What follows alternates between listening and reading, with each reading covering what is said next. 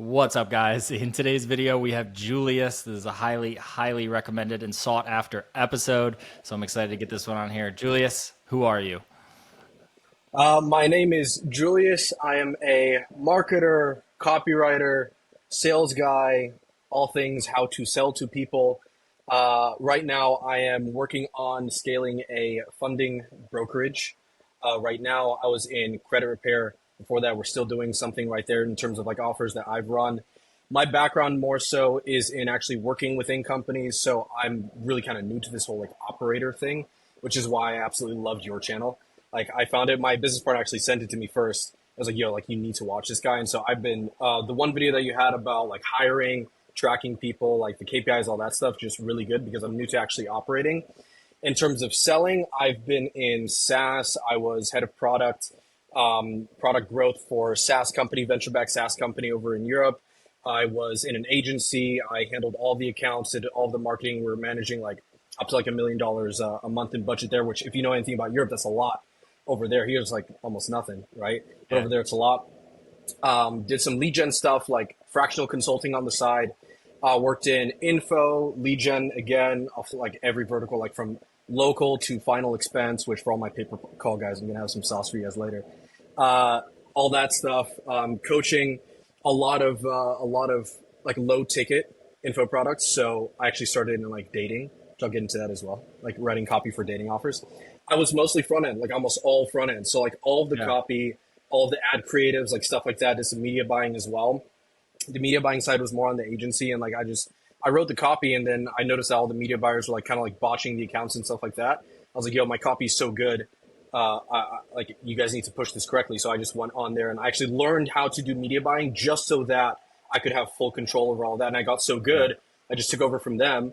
And then that's where I learned the skill set of media buying as well, alongside the copy and the messaging, all that stuff. So rounding out, had to learn how to manage and ramp a sales team, which was new to me, still new to me, terrifying. It was like, I was like, I don't know how to, but just rounding out my skill set there. And now, operations is still like my biggest weakness. And even on Twitter, I say this stuff like, I know some things. This is all my opinion. None of this is hard truth, because if there's one thing that I've learned is there's a million ways to do something. It's just the way that I've done it. Like everything that I talk about is the way that I've done it. That's actually worked. So yeah, that's just about me.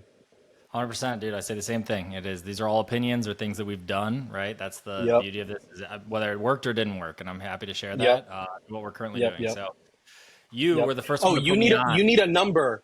I'm sorry, you need a number. I like wrote this down on my notes. It's like, wait, he needs an actual number. And it's so hard because I've been in so many. Okay. For businesses that I've been in where I've had a actual impact on the front end in terms of sales, like ads that I've written, messaging that I've done or media buying that I've done, the number is around 17 million in terms of revenue generated. Not all me. That was not all me. We had people and systems. Okay. I was just a guy on the front end who was like actually writing the copy and all that stuff. So I know I had to give you a number, and I had to like kind of like pull. Like, I usually just pull one from somewhere random, and then people hate on me. Yeah, literally. Yeah. I'll take it. 17, he fully did everything, and it was a whole, all right, cool. You were the first one ever to put me on. So context for everyone who's listening. I had probably 200-300 subscribers on, and I was making a video a day. I was probably 35 days into doing so. And Julius was in my DMs on Instagram, and we were going back and forth, and he was asking some questions. I was asking some questions, and I was out on a golf course, and he's like, I'm going to put you on. And I was like, I didn't even have X on my phone. And all of a sudden, I'm like seeing these charts go like this. I'm like, what's going on? And he tweeted, and literally next day, it's like 3,000 on YouTube, 3,000 on X. So forever indebted to the initial kickstart. I appreciate it. But dude, so well deserved. So well deserved, man. Genuinely, like your content is insane. So well deserved. I appreciate that. I'm going to be glazing this episode. Today is all about you. So we're going to run that. So you pulled the questions. I'm going to put X directly next to this right here, but you have 29 questions on this sheet that came from X from everyone, and we're going to start on the top, and then you and I will bounce back and forth. But first one, keen to hear how you approach hooks based on the awareness of the audience. So hooks that convert for cold versus hooks for people lower in the funnel. So top of funnel versus bottom of funnel awareness levels. How do you do it? Okay. It's funny. The question kind of answers itself a little bit.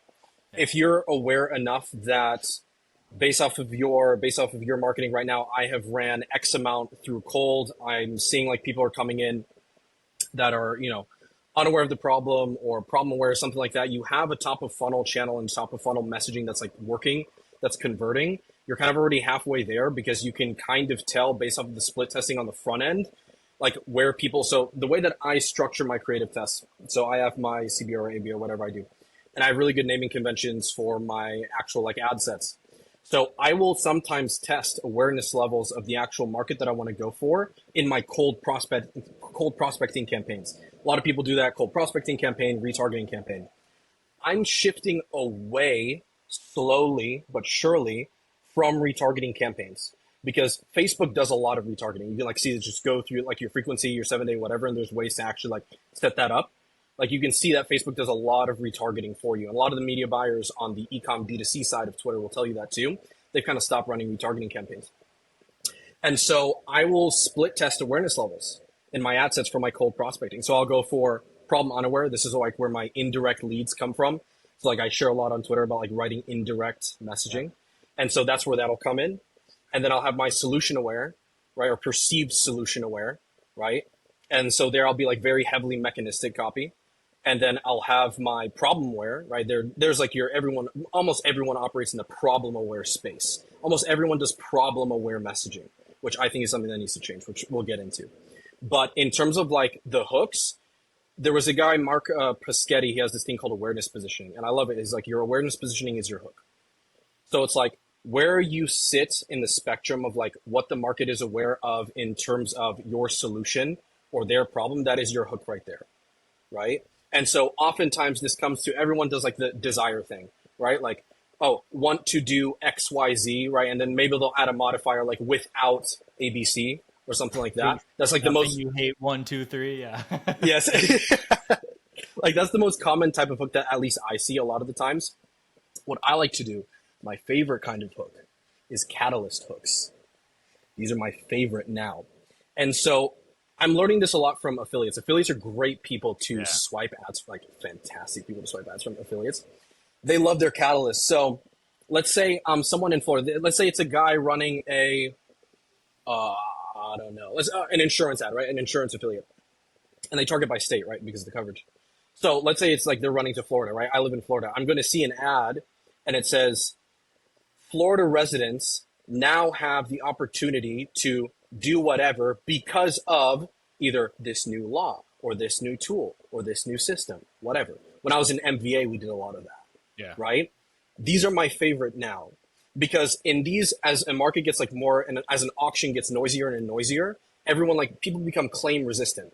It's like the banner blindness, right? It's like they hear a claim, they hear a thing. It's like it's because people are scrolling all the time. They see all these ads. And so you need to even justify why the thing is happening, right? And so it's because of this thing right here, now you can do X, Y, Z. Because of this new financing plan, you can get a roof for $59 a month. I get hit by those like every day, dude, right? And so that's my, like every day. That's my new favorite kind of hook to run now. And I'm testing this like aggressively across offers, even the funny stuff, even like the B2B stuff. It works really, really well. That's it. That's what I was going to ask. Right? So that works across. Yeah. Because what you said, so what you said so far. So, I mean, yeah. And then again, for everyone here, like this is not as much my speed. I'm going to ask questions this entire time. Like I exist more on economics of this and understanding overall strategy than I do like hook versus the, like, I mean, all of that. But I have a concept of this, so I'll try and navigate this as best as possible. But so when you're talking about those awareness levels, and an example for what we see is for our low ticket right now, it's almost acting as a retargeting asset more than a cold asset. And that's because the awareness level of the mechanism is like in the middle, right? More so than it is up here. It's not really like broad cold friendly to where it's the 7 days in 2 seconds, like all that kind of stuff. It's not built for that. So we're going through that. But question I have for this top section, because yes, you can test based on these 3 buckets of what you were saying, right? Of awareness level. But within the top, how are you testing across the top section of, like, you know what I mean? Like problem-ish aware, right? So problem, solution, product. How are you doing it within there on the top layer? So let's say we're talking about problem aware, right? So let's say we have just the buckets that's problem aware. when someone's problem aware, and I'm going to get into mechanisms now. I was going to leave this for later because I had a question that I wanted to talk about this, but I'll start it here and then I'll go more in depth there. Stephen Georgiou, I think he popularized the idea of the unique problem mechanism. I'm pretty sure he popularized that concept. I know it's been talked about before, but I'm sure that he popularized that concept.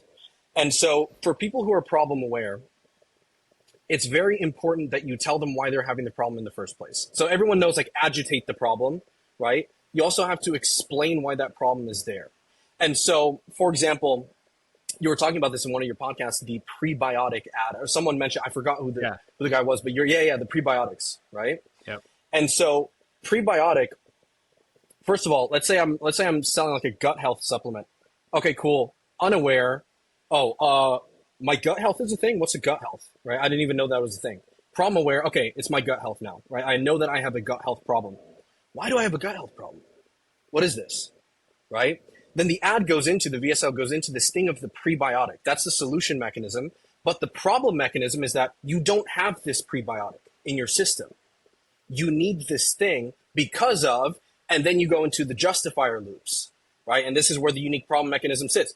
I don't know anything about biology. I'm about to embarrass myself.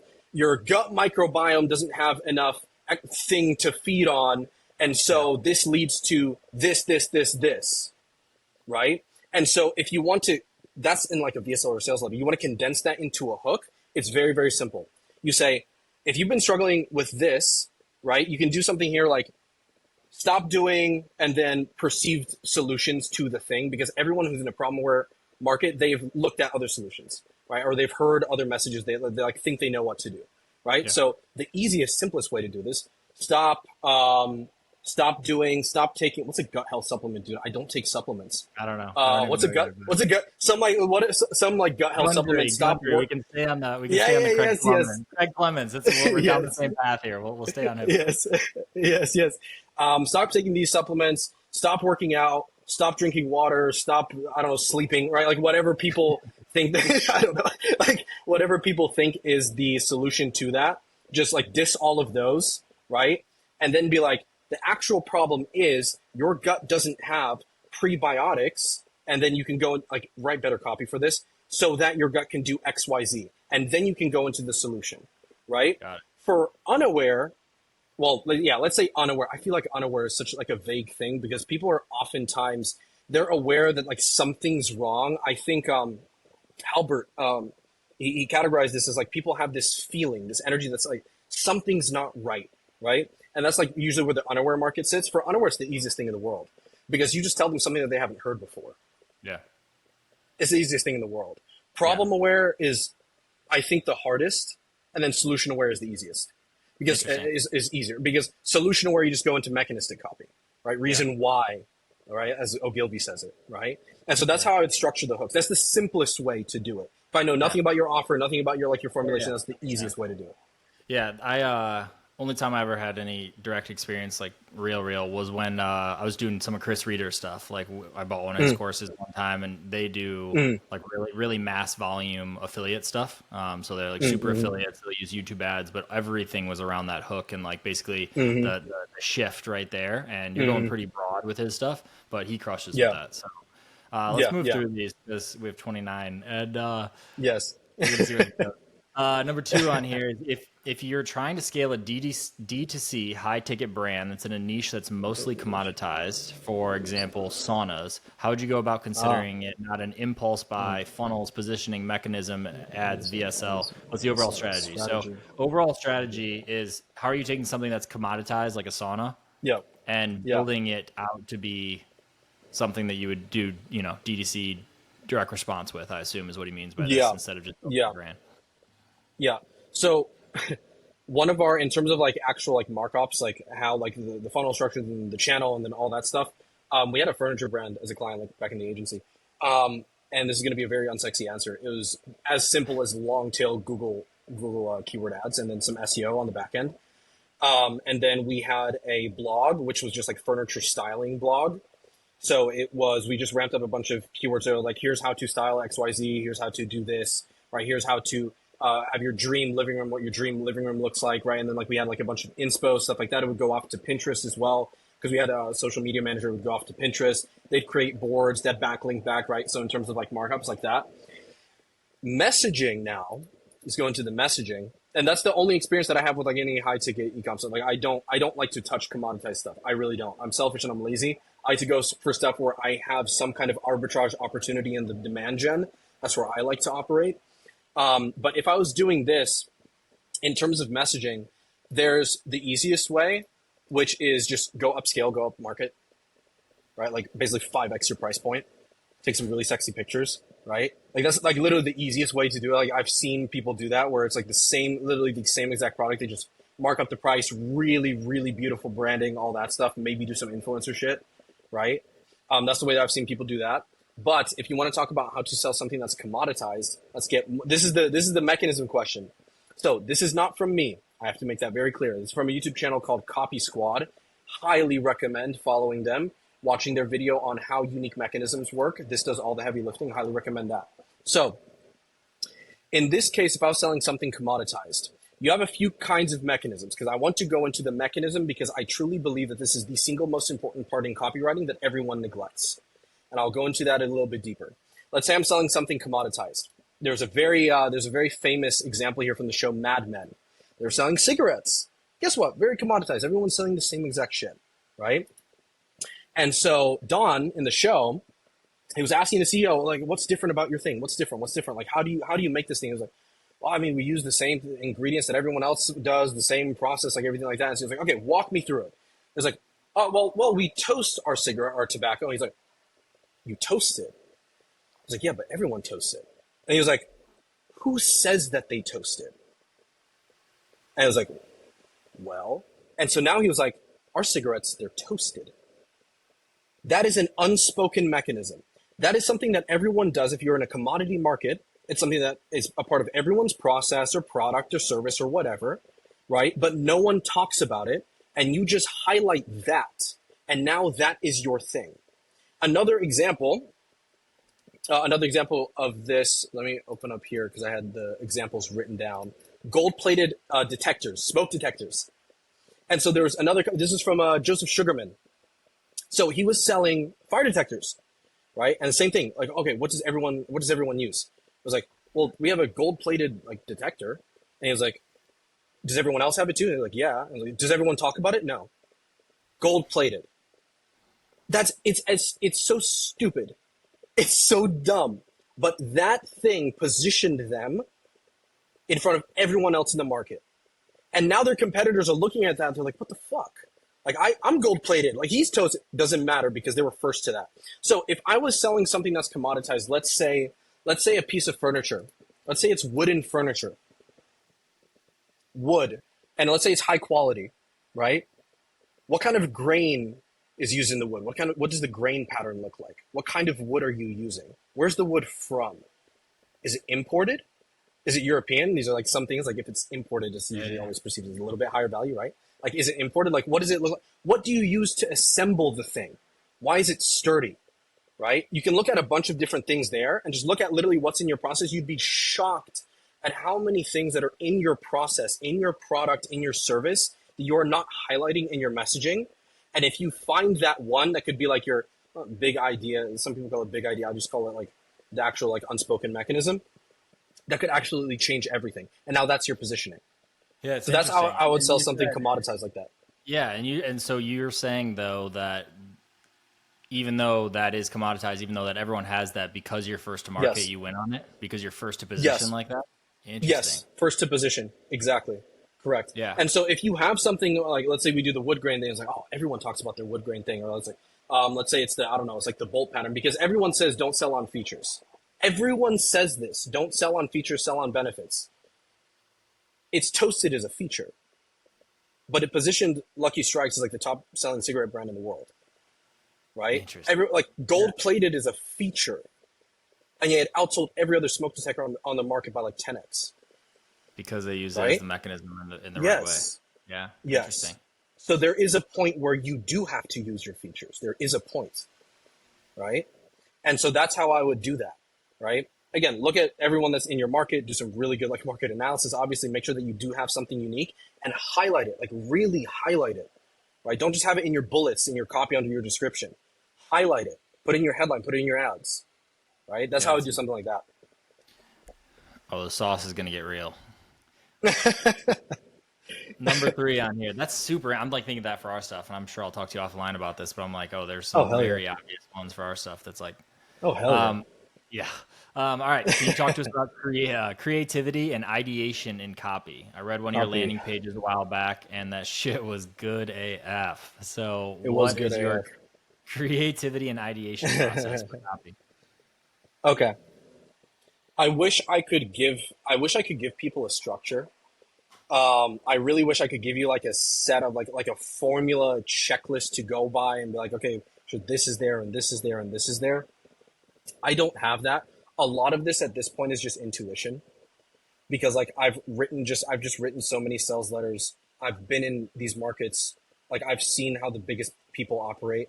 Like it's just intuition at this point. And like I've done so many split tests on like different structures and formulas. Like, okay, let's say I'm writing a brand new sales letter, and let's say I'll use the business funding one. Actually, I'll dox it. I'll dox my my kind of like awareness positioning here, and it's okay because you can copy me, but you can't copy the reason why I do something. So we're selling business. We're selling business loans, right? Everyone sells business loans. I'm going to do a modifier mechanism here. So I'm looking at the market. What does everyone say? What is everyone selling? Selling loans, capital. Some smart people are selling growth capital, right? Some smart people position it as growth capital, right?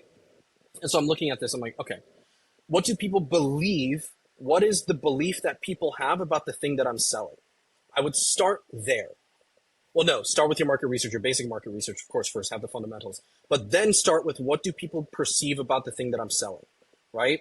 What false beliefs do they have? What limiting beliefs do they have about the thing, right? And what are the perceived solutions around the thing? So everyone around business loans believes that you need a bunch of collateral, right? You need a perfect like credit score if you want to get like, I don't know, lines of credit or like 0% interest credit cards, like whatever, something like that, right? People believe that it's a hard process, that it takes a long time, right? People believe all these things. So, okay, those are all my negative beliefs around the thing. Okay, how can I flip that? And I'm going to give you an example from a sales letter that I wrote about marketing. So this was in a segment targeting a niche that I had never heard of the term attraction marketing before. And so I was like looking like, okay, everyone's selling, like, everyone thinks that it's hard. People hate ads. People do all this stuff. If you try to sell Facebook advertising, it doesn't work because everything's saturated. Everything's noisy. No one's buying anymore. The auctions are too expensive, blah, blah, blah. How do I flip that into a positive? Attraction marketing. I'm not bothering people. I'm attracting them, right? And so I wrote that sales letter, it did really well. I had to look at the market and like what people believe around the thing. And so let's say I'm doing that for business loans. Okay. What if there was something where I could add some exclusivity into there? Where it's like, I can get you approved for XYZ very fast, the best terms, right? Everyone says that. How? Now, how can I do that? What if I told you that I had some insider relationships? This is really funny because this is the unspoken thing. Everyone does. Everyone does. Right? No one's talking about it. So I'm going to use this angle from like insider reps, right? Relationship funding, right? Insider banking relationships. Okay, now we're getting a little bit interesting now. Now it's getting saucy, okay? Because now all of a sudden from that, now I can further differentiate myself. I can say, I'm going to get you these great terms, right? I'm going to get you like this great capital allocation, right? Because I have these insider relationships, and now I can go into hero's journey. How did I get that, right? Why does this matter, right? And I can kind of, now that I just have that, I can branch out, and I can kind of create all these other elements in the copy.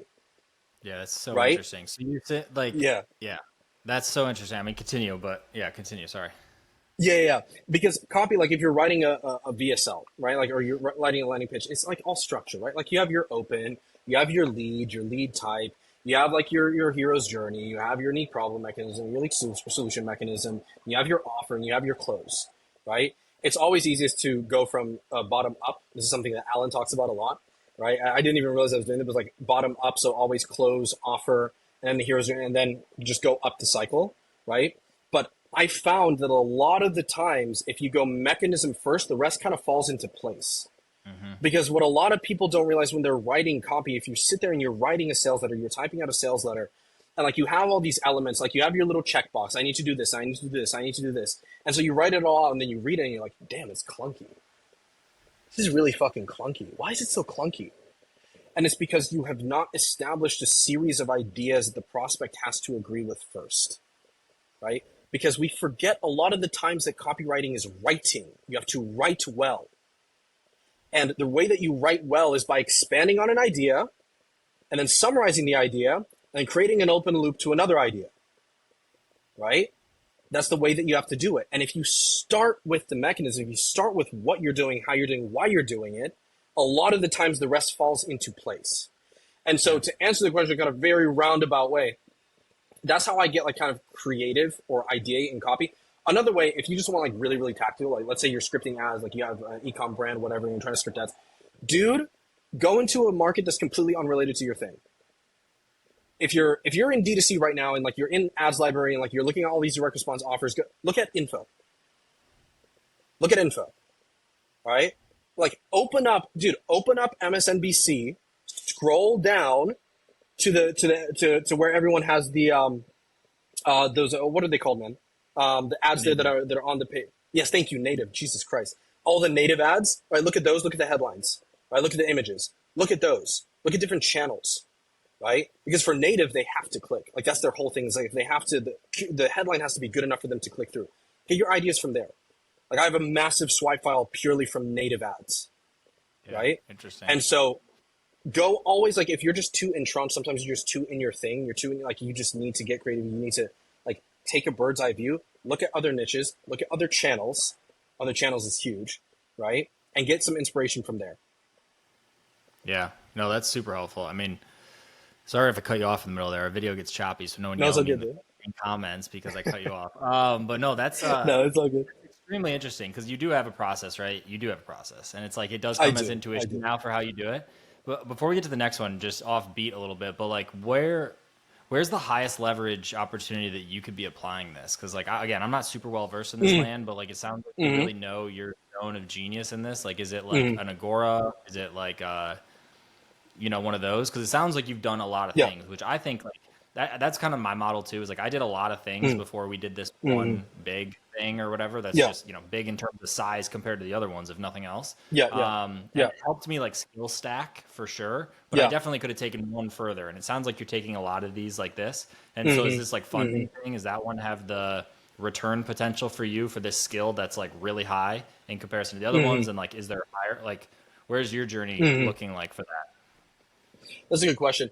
I think part of what I'm doing and why I'm doing it is a kind of a byproduct of my negative heuristic. So I've always kind of done this. Like I've always been around in like every industry and just like playing around, like getting a client there and then scaling one. And then in the agency, we never niched down. We had everybody, like literally do you sell something? Cool, you're a client.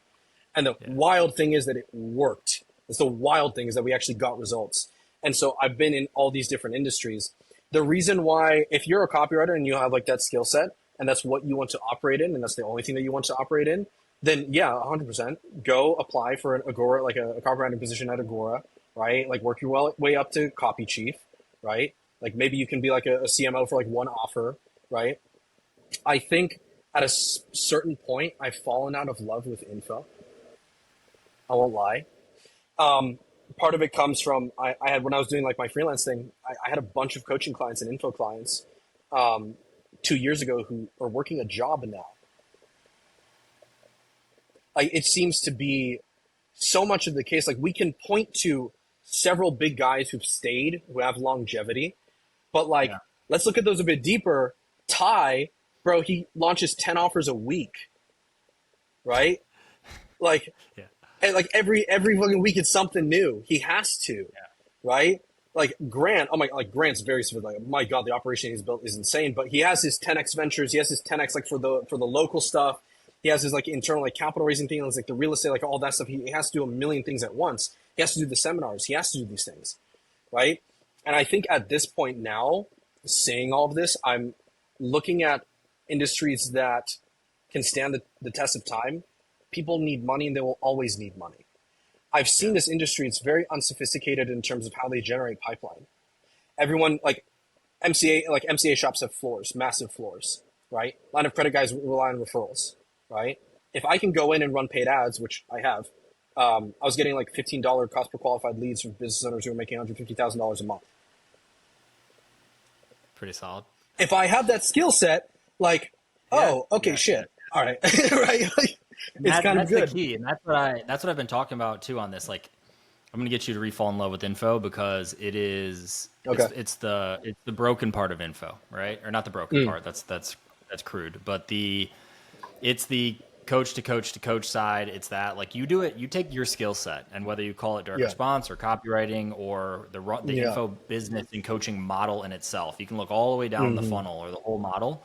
And if you apply it to an industry that's not internet marketing or like make money online or whatever, it is so beautiful and so simple in itself, right? Like, you don't have this business operation that, funding, for example, that has, which there's no diss against that, but like, it has way more moving parts, and it has like, it's real business, not an offer. And like 99% of info businesses are offers or multiple offers that becomes a brand that has, like you said, all the offers versus the ones that can stand the test of time, that can start maybe as info coaching and transition into something that still in itself, the model is you're selling info or coaching.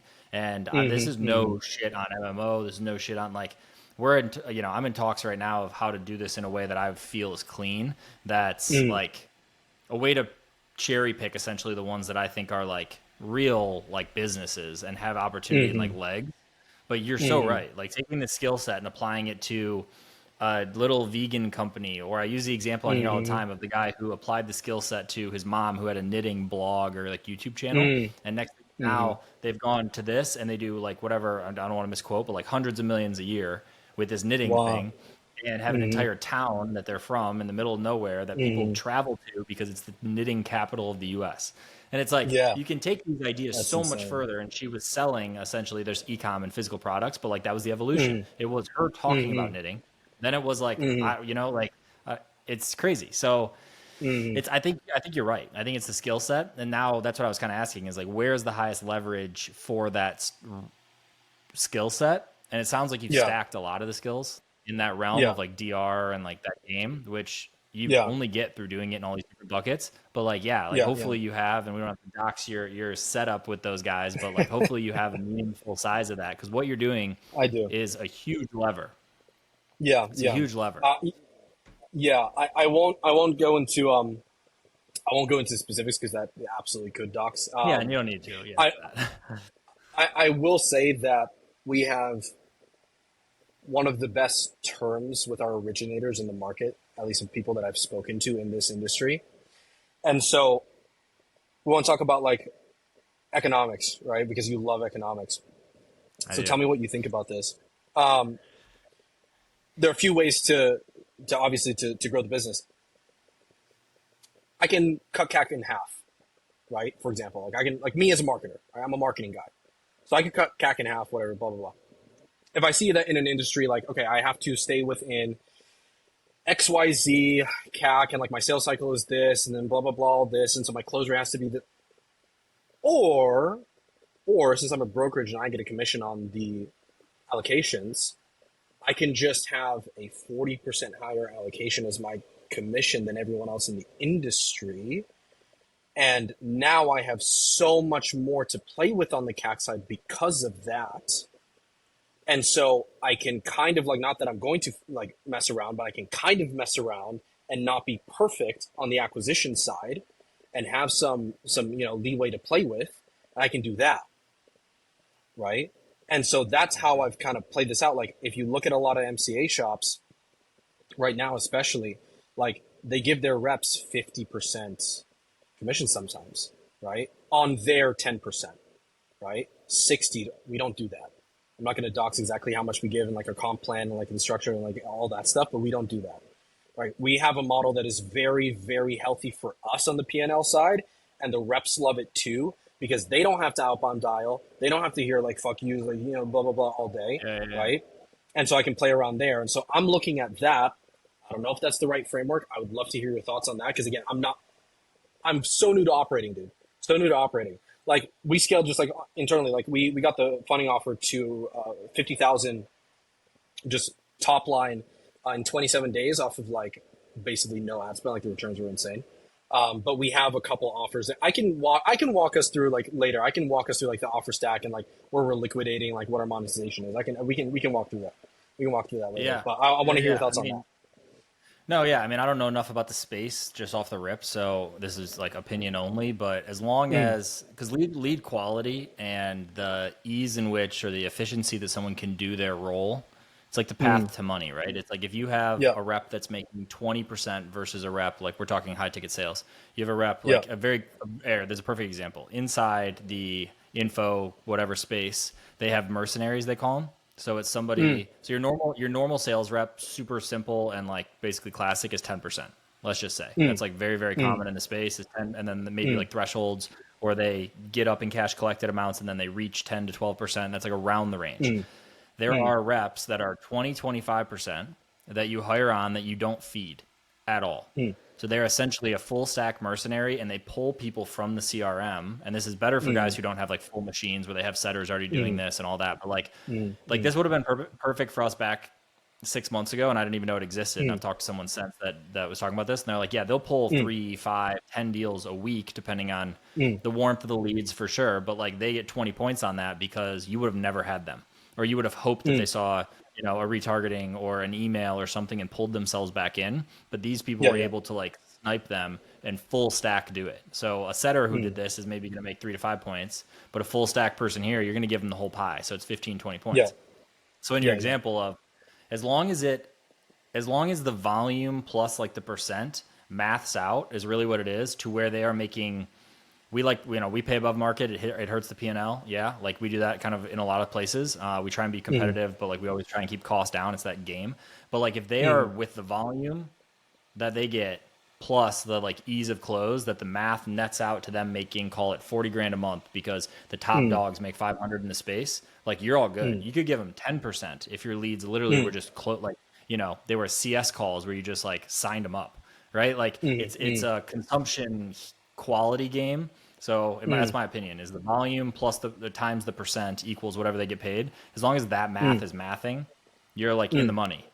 And it doesn't matter if market's 50 and yours is 20, because if you have the hottest leads possible, they're still doing the volume to where it makes sense. And that's where you have to like play with comps and stuff like that, in my opinion. Yeah. Makes sense. Okay, thank you. I got into bro, just you saying that, I felt like I was watching the YouTube channel. Like when I watch you, like I have you open and I have like a notes pad. So like I literally got into that mode again. Because like the stuff I need to learn all this stuff, but that's good. I'm okay. Yeah, that makes a lot of sense. There's just so much in detail and like ink like whatever around that. That's like it's very specific. It's very specific to your use case, and just to blanket it is maybe not a good answer, but I think that works. But let's keep moving through these. We're only on number 7 of 29 on this. Jesus Christ. Where are we at? This one. We spend 5 to 10K a day on paid traffic. What do you spend a day? What's the most you've ever spent in a day before I continue this? The most that I've ever spent of my own money? Embarrassingly low. Or managed. Yeah, the most that I've managed per day was 100,000. Wow. And this was not like through a full calendar year. It was a thing that was seasonal. It was Q3 they were ramping, and so they had that spend there. And then normally their thing is like anywhere between like 30 and 40, but it was a 100K period. They just like spent $1 million on R&D for a new thing, and they wanted to really get it out. They did their market research, all that, and so I was in charge of that out of account. Hammer it. It was that period of, I think it was like 7 days where I got maybe 2 hours of sleep every day, and Adderall wasn't enough. I literally took methamphetamines to stay awake and work. So like, okay, I have a different experience of this. I have a bunch of different experience of this, FYI for everyone. But okay, fair enough. Dude, the most I've ever spent, like you saying, embarrassingly low. Like I've probably spent $4 to $5 grand of like my own out of whatever money Yeah. that was like random testing some e-com drop ship or like affiliate Yeah. lead Yeah. gen Yeah. thing, and then my ad count goes down or I blow something up. And then within the Yeah. Yeah. company, well, that's not true because I've actually managed spend that was up to like 25K a day for ACA like a year Mm-hmm. ago. But they literally handed me everything and were like, we can't watch as many ad accounts as we have. Will you just like launch these and Yes. watch them? And I was like, yes, I can do Yes. that just for fun. And that was similar. I was getting up at like 3 in the morning because the ad account was on Yeah. a European time zone. It was a whole thing. Like it was one of those Yeah. games. Yeah. But Yeah. yeah, that's hilarious. But yeah, I mean, ours, I think we've only max spent probably 35, 40 in a day when we were like That's heavy still kind of insane doing numbers. stuff and testing. But again, I'm not Yeah. media Yeah. buying, right? Is Co-founder was is media that buying for us up to 20. wow? The co-founder. Yeah, he's That's a good. sicko. That's good that the co-founder was Yeah, in yeah. there. It's so important. He's a Was sicko. It's why we were able to do what we did early is because of his yeah. ability in copy and like I built the funnels and stuff like that for Mm, sure. Like mm, cool. That's tech mm, piece. You can hire someone on Upwork for that. Like the messaging, all the copy, mm, creative review. He wasn't actually making them necessarily, but like creative mm, review, we always outsource that. mm, And then the actual media buying. He was in every mm, course. He was in every community. He had done it prior in mm, some dropship game and made a bunch of money just like messing around. And then when mm. came into this, yeah, he spent up to 20 ish, probably more for us Wow. a day, every day. Was when you're because you mentioned a lot on the channel that like acquisition broke at a certain period. What was it when you were at those peak spend, like peak daily spend times? Was that when it kind of broke? Yeah, close to. I mean, it was around Okay. there, call it, Yeah. within Yeah. a 30-90 window. But also Yeah. at Yeah. that time, we weren't spending. We weren't spending. So we had done, Mm, at that time, we had brought in basically like a lead gen media buyer to do Meta and then like a YouTube mm, person slash Google person to do Google. And it was like, mm, okay, but they were contract. We never really had we never had a full marketing division because mm, we were dumb and didn't know how to like mm, hire for it or manage. And he did mm, that stuff and had enough oversight that he managed that. And then I do all the funnels and tech and tracking and everything. So we're like, why do we mm, need mm, somebody? Like we're just going to cash mm, flow mm, this thing and never like build it out.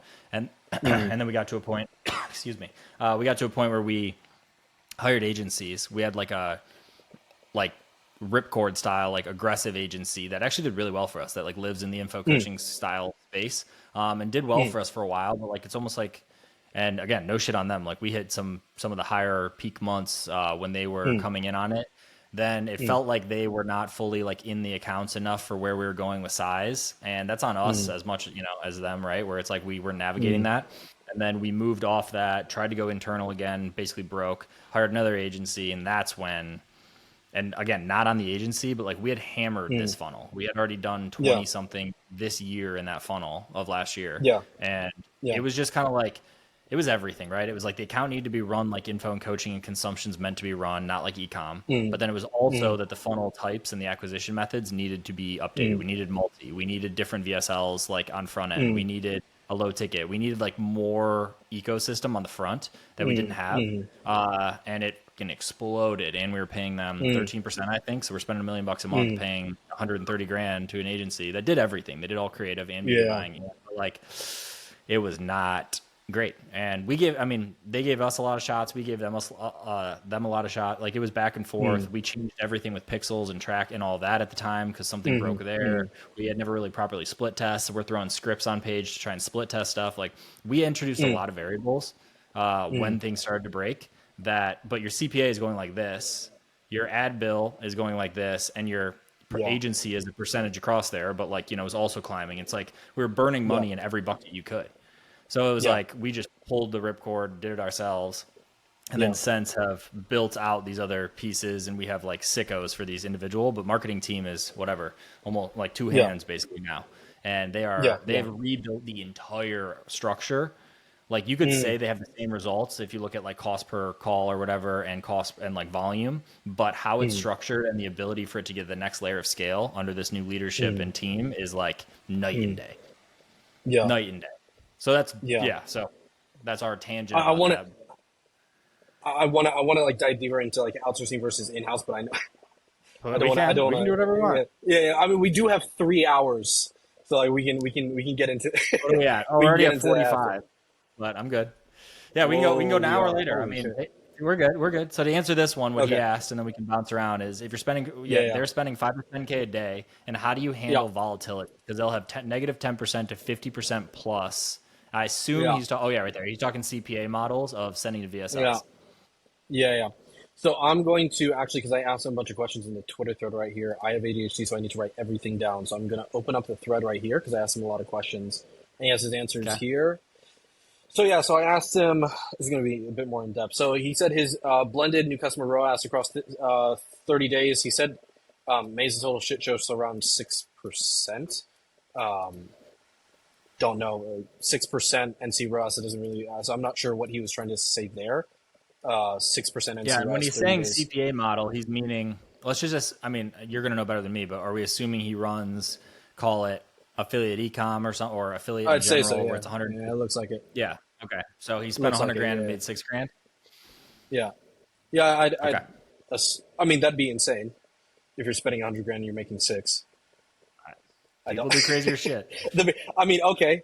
Okay, per month's 20%. So, okay, so the volatility window that he's looking at is daily, which that's kind of first thing right there. So I told him that usually when you're, and actually Eddie mentioned this as well, when you're looking at this volatility on a daily basis and you can go by hourly, is like you can just go into the Facebook view, you can see that during certain hours of the day, right? You get like higher ROAS, lower ROAS, like more clicks, less clicks, like click-through rate can be as much as like 80% lower, like during certain windows of time within the day. And so if he's looking at that hourly, then that's what I would look at. But if I'm going to analyze performance, and especially these big swings like that, he said like weekly and monthly are also volatile. Obviously, if you consider 10% versus 20%, it's like a 100% swing. I would really look at what are you doing during like, let's like pick a window. So let's say we pick a 7-day window because daily's way too short. You don't know, like Yeah. that's not even enough at that spend to get a statistically significant test through if you're doing like a test. You launch a new creative. That's just not enough, right? So I would pick a look back window and then be like, okay, this is what we did during this period from, I don't know, May 1st through May 8th. This is what we did. And so like now I'm looking at that window. We launched a new creative concept that was around X persona with this angle during that period. And now we're seeing that our CTR, let's say here, because he was saying his CBR is the problem, which leading indicator, like I need to know those. Let's say our CBR is like 20% less or whatever, right? Doing that look back window. So we need to go back and test something different. That's like the number one thing, which is super duper basic. And like you talk about this a lot, is just having visibility into what you're tracking and why you're tracking it, and like understanding correlation. Because he literally said here, the sale is in the VSL, so it's not like ecom where your creatives, advertorials, etc. should do the heavy lifting. If the sale is in the VSL, and like let's say I'm assuming he said he runs Outbrain, so you're doing click based. So let's say the ad is obviously like with the graphic and the headline, all that stuff. But let's say within your VSL, since that's your entire kind of like sales mechanism, there is your VSL. There's a million things to test within there. Treat it like a funnel, right? Because like you have your lead type, right? Are you going direct? Are you going indirect? Outcome based, promise based, offer based, right? Like promo based. Like you do a million things there, and then you have the structure of the VSL. So you should be testing those. You should be testing that all the time. You had God, I'm really horrible with names, but he was the branded dropshipping guy.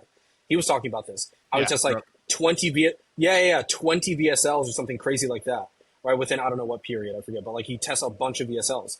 And so that's the one thing, if you're seeing this volatility, like that's the one thing that I would look at. I don't know enough about Outbrain or like any like demand-based platforms or DSPs to like really give you any insight onto the actual media buying. Yeah. I've never bought media there. I'd like to talk to someone who has, but I couldn't tell him like campaign structure and like blah, blah, blah, all that stuff. So I couldn't tell him there. Like the main thing is if you don't know what's going on within what period, if you can't tell me that between May 1st and May 14th, we were doing this, we excluded XYZ placement on Outbrain, so we weren't like showing up on these news channels. And because of that, I saw that while our click-through rate, let's say like decreased by whatever, 15%, our conversion rate actually increased, right? Because like this is just better placement, better leads, better traffic, then like that's the first thing that I would do, like first of all, because the answers aren't really there. Like tell me what you're doing there. There needs to be a structured way, like just the basics. Like have data visibility and understand what you're doing and what you're testing. Yeah. Yeah, no, I mean, that makes sense. Yeah, because when I've talked to some of these affiliate guys in lead gen in the past, it's like you will have this until you crack it. right? And like that's what I've always heard is like you're testing these different things, like you're saying, and mainly if you're just running to their offer, it's like a little bit. It's a very simple example, but let's use like Bridge Page and like ClickBank VSL, right? It's like you can only adjust the ad. I mean, your media buying land basically, which is, as everyone says, mainly creative at this point, and then you can have your lander. And as long as your lander has whatever click-through rate within this pocket, like you just kind of leave it, let's just say, simple. And everything is over here. Everything is like how many different leads are you swapping, and then all of a sudden you're going to get your uptick. And then it's like, now how many different bodies are you messing with? And then your CT, like until you get one that goes from 5 to 20 to 50 and then hovers around this 50% or whatever, drops to 25, whatever the KPIs are. But that's exactly what we've heard. We do probably 20... It's roughly 20 new ads a week still. So not crazy high. Like you hear, you hear some people talk like way crazier, but I mean, for us, like we have some tried and true ones that have like carried the accounts as like, as the CMO says, like we overuse some of them, and that's probably an issue. But their new generation cycle is roughly that. It's like 20. Okay.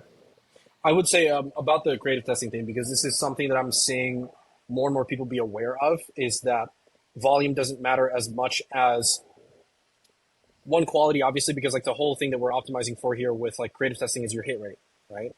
Obviously, it's like you want a high, like the highest hit rate as possible. So just so you're like, you're not wasting money on shit ads, right? With Facebook specifically, and I can talk to Facebook more than any other channel because like I've done some like PPC, right? In terms of like in the actual ad account, but Facebook's my baby. So with Facebook, they literally tell you, we want breadth of creative in terms of difference in creative. They need to be wildly different, right? So not just format, not just change a hook, because everyone goes hook, body, CTA, right? No. And we're going to get to, there's a question that was talking about this post that I made. I can't say the word that was in the first sentence of the post itself. PG on this, right? It's the naughty word. Yeah, it's the naughty word. Creative strategist people talking about awareness levels as if that's not marketing 101. So I'm going to go through some of these things here in terms of like creative testing, what you should be swinging for and how wide your swing should be, just for context. So number one, are you separating your messaging to target different demographic triggers? For example, using traditional news sources to anchor your USM when targeting boomers. So let's say you have an older audience, right? Something that's very apparent is that they still trust traditional media sources. If they're on like a certain side of the political spectrum, they're usually very, very, very religious about that, right? So if it's, let's say like you have the, a bit more like right-leaning, whatever, they love Fox, right? For example, like as a, go a bit deeper, figure out what they actually love, like what your buyers actually probably watch. But let's say you have that. So now that I know that, I'm going to actually test, let's say, and this can get a little bit gray hat, I don't know, but like people do it, especially on like the advertorials and stuff like that, like they try to structure them like news sites or Yahoo, whatever. Let's say in your ad, I'm going to do an AI avatar where it's a news anchor, and the color scheme in the background and the structure of the graphics in the background is going to look exactly like Fox News, but it's not going to be the logo or anything like that, right? So you don't obviously get flagged, but the structure, the superstructure is there, right? And they're going to be talking about the same thing that you talk about in all your ads, but you're changing that, right? The delivery mechanism of the thing, because you understand that your demographic probably trusts this delivery mechanism of a message, of an idea, and so you're going to try that, right? Like this is getting like super like, No. I've tested this. Yeah. I've tested this. It works. Another one that I've tested really heavily is the other one. So using the common enemy when targeting African Americans. I'm half black, so I can say this and not be racist. When you're targeting African Americans, a lot of the times we're talking about the catalysts, right? If there's a by the way, there's a CMOS brand that my buddy Ben showed me that uses exclusively targets African Americans. You see this in almost all of their ads. It's brilliant. You target the system, right? Because this thing of oppression, right, of being marginalized is a huge component of that demographic, of that niche, of that community, right? And so you want to highlight that in your ad, right?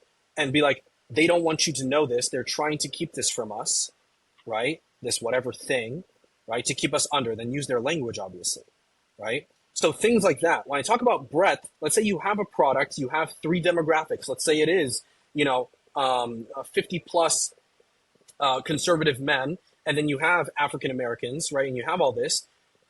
test those things.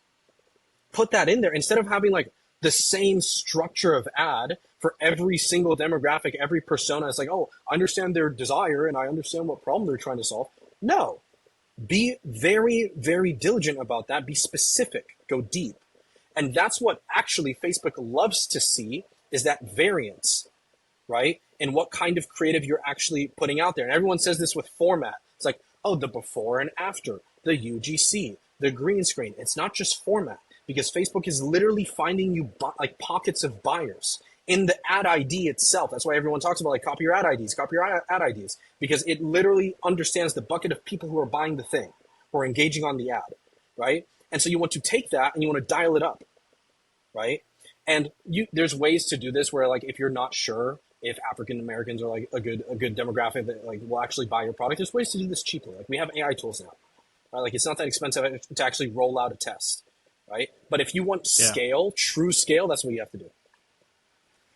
I think you cracked that one for that person. That makes a lot of sense. Like, our CMO talks about that, of having like, because we were talking about it more so in structure on how to run these things, like already doing some version of like wildly different kind of pieces, but then the literal campaign structure of things, of setting it up so they live in their own buckets, so that when it goes out and finds, it stays within there, and then you can kind of keep that thread. Same thing with going multi-ad account, is like when you carry over, and I'm kind of getting out of my lane here, but I'm also like just echoing what I've heard with our structure, is like they'll move stuff into a different ad account completely, or test something that's like way out here, not just, oh yeah, this ad exact copy and asset worked, and now we're going to use it over here.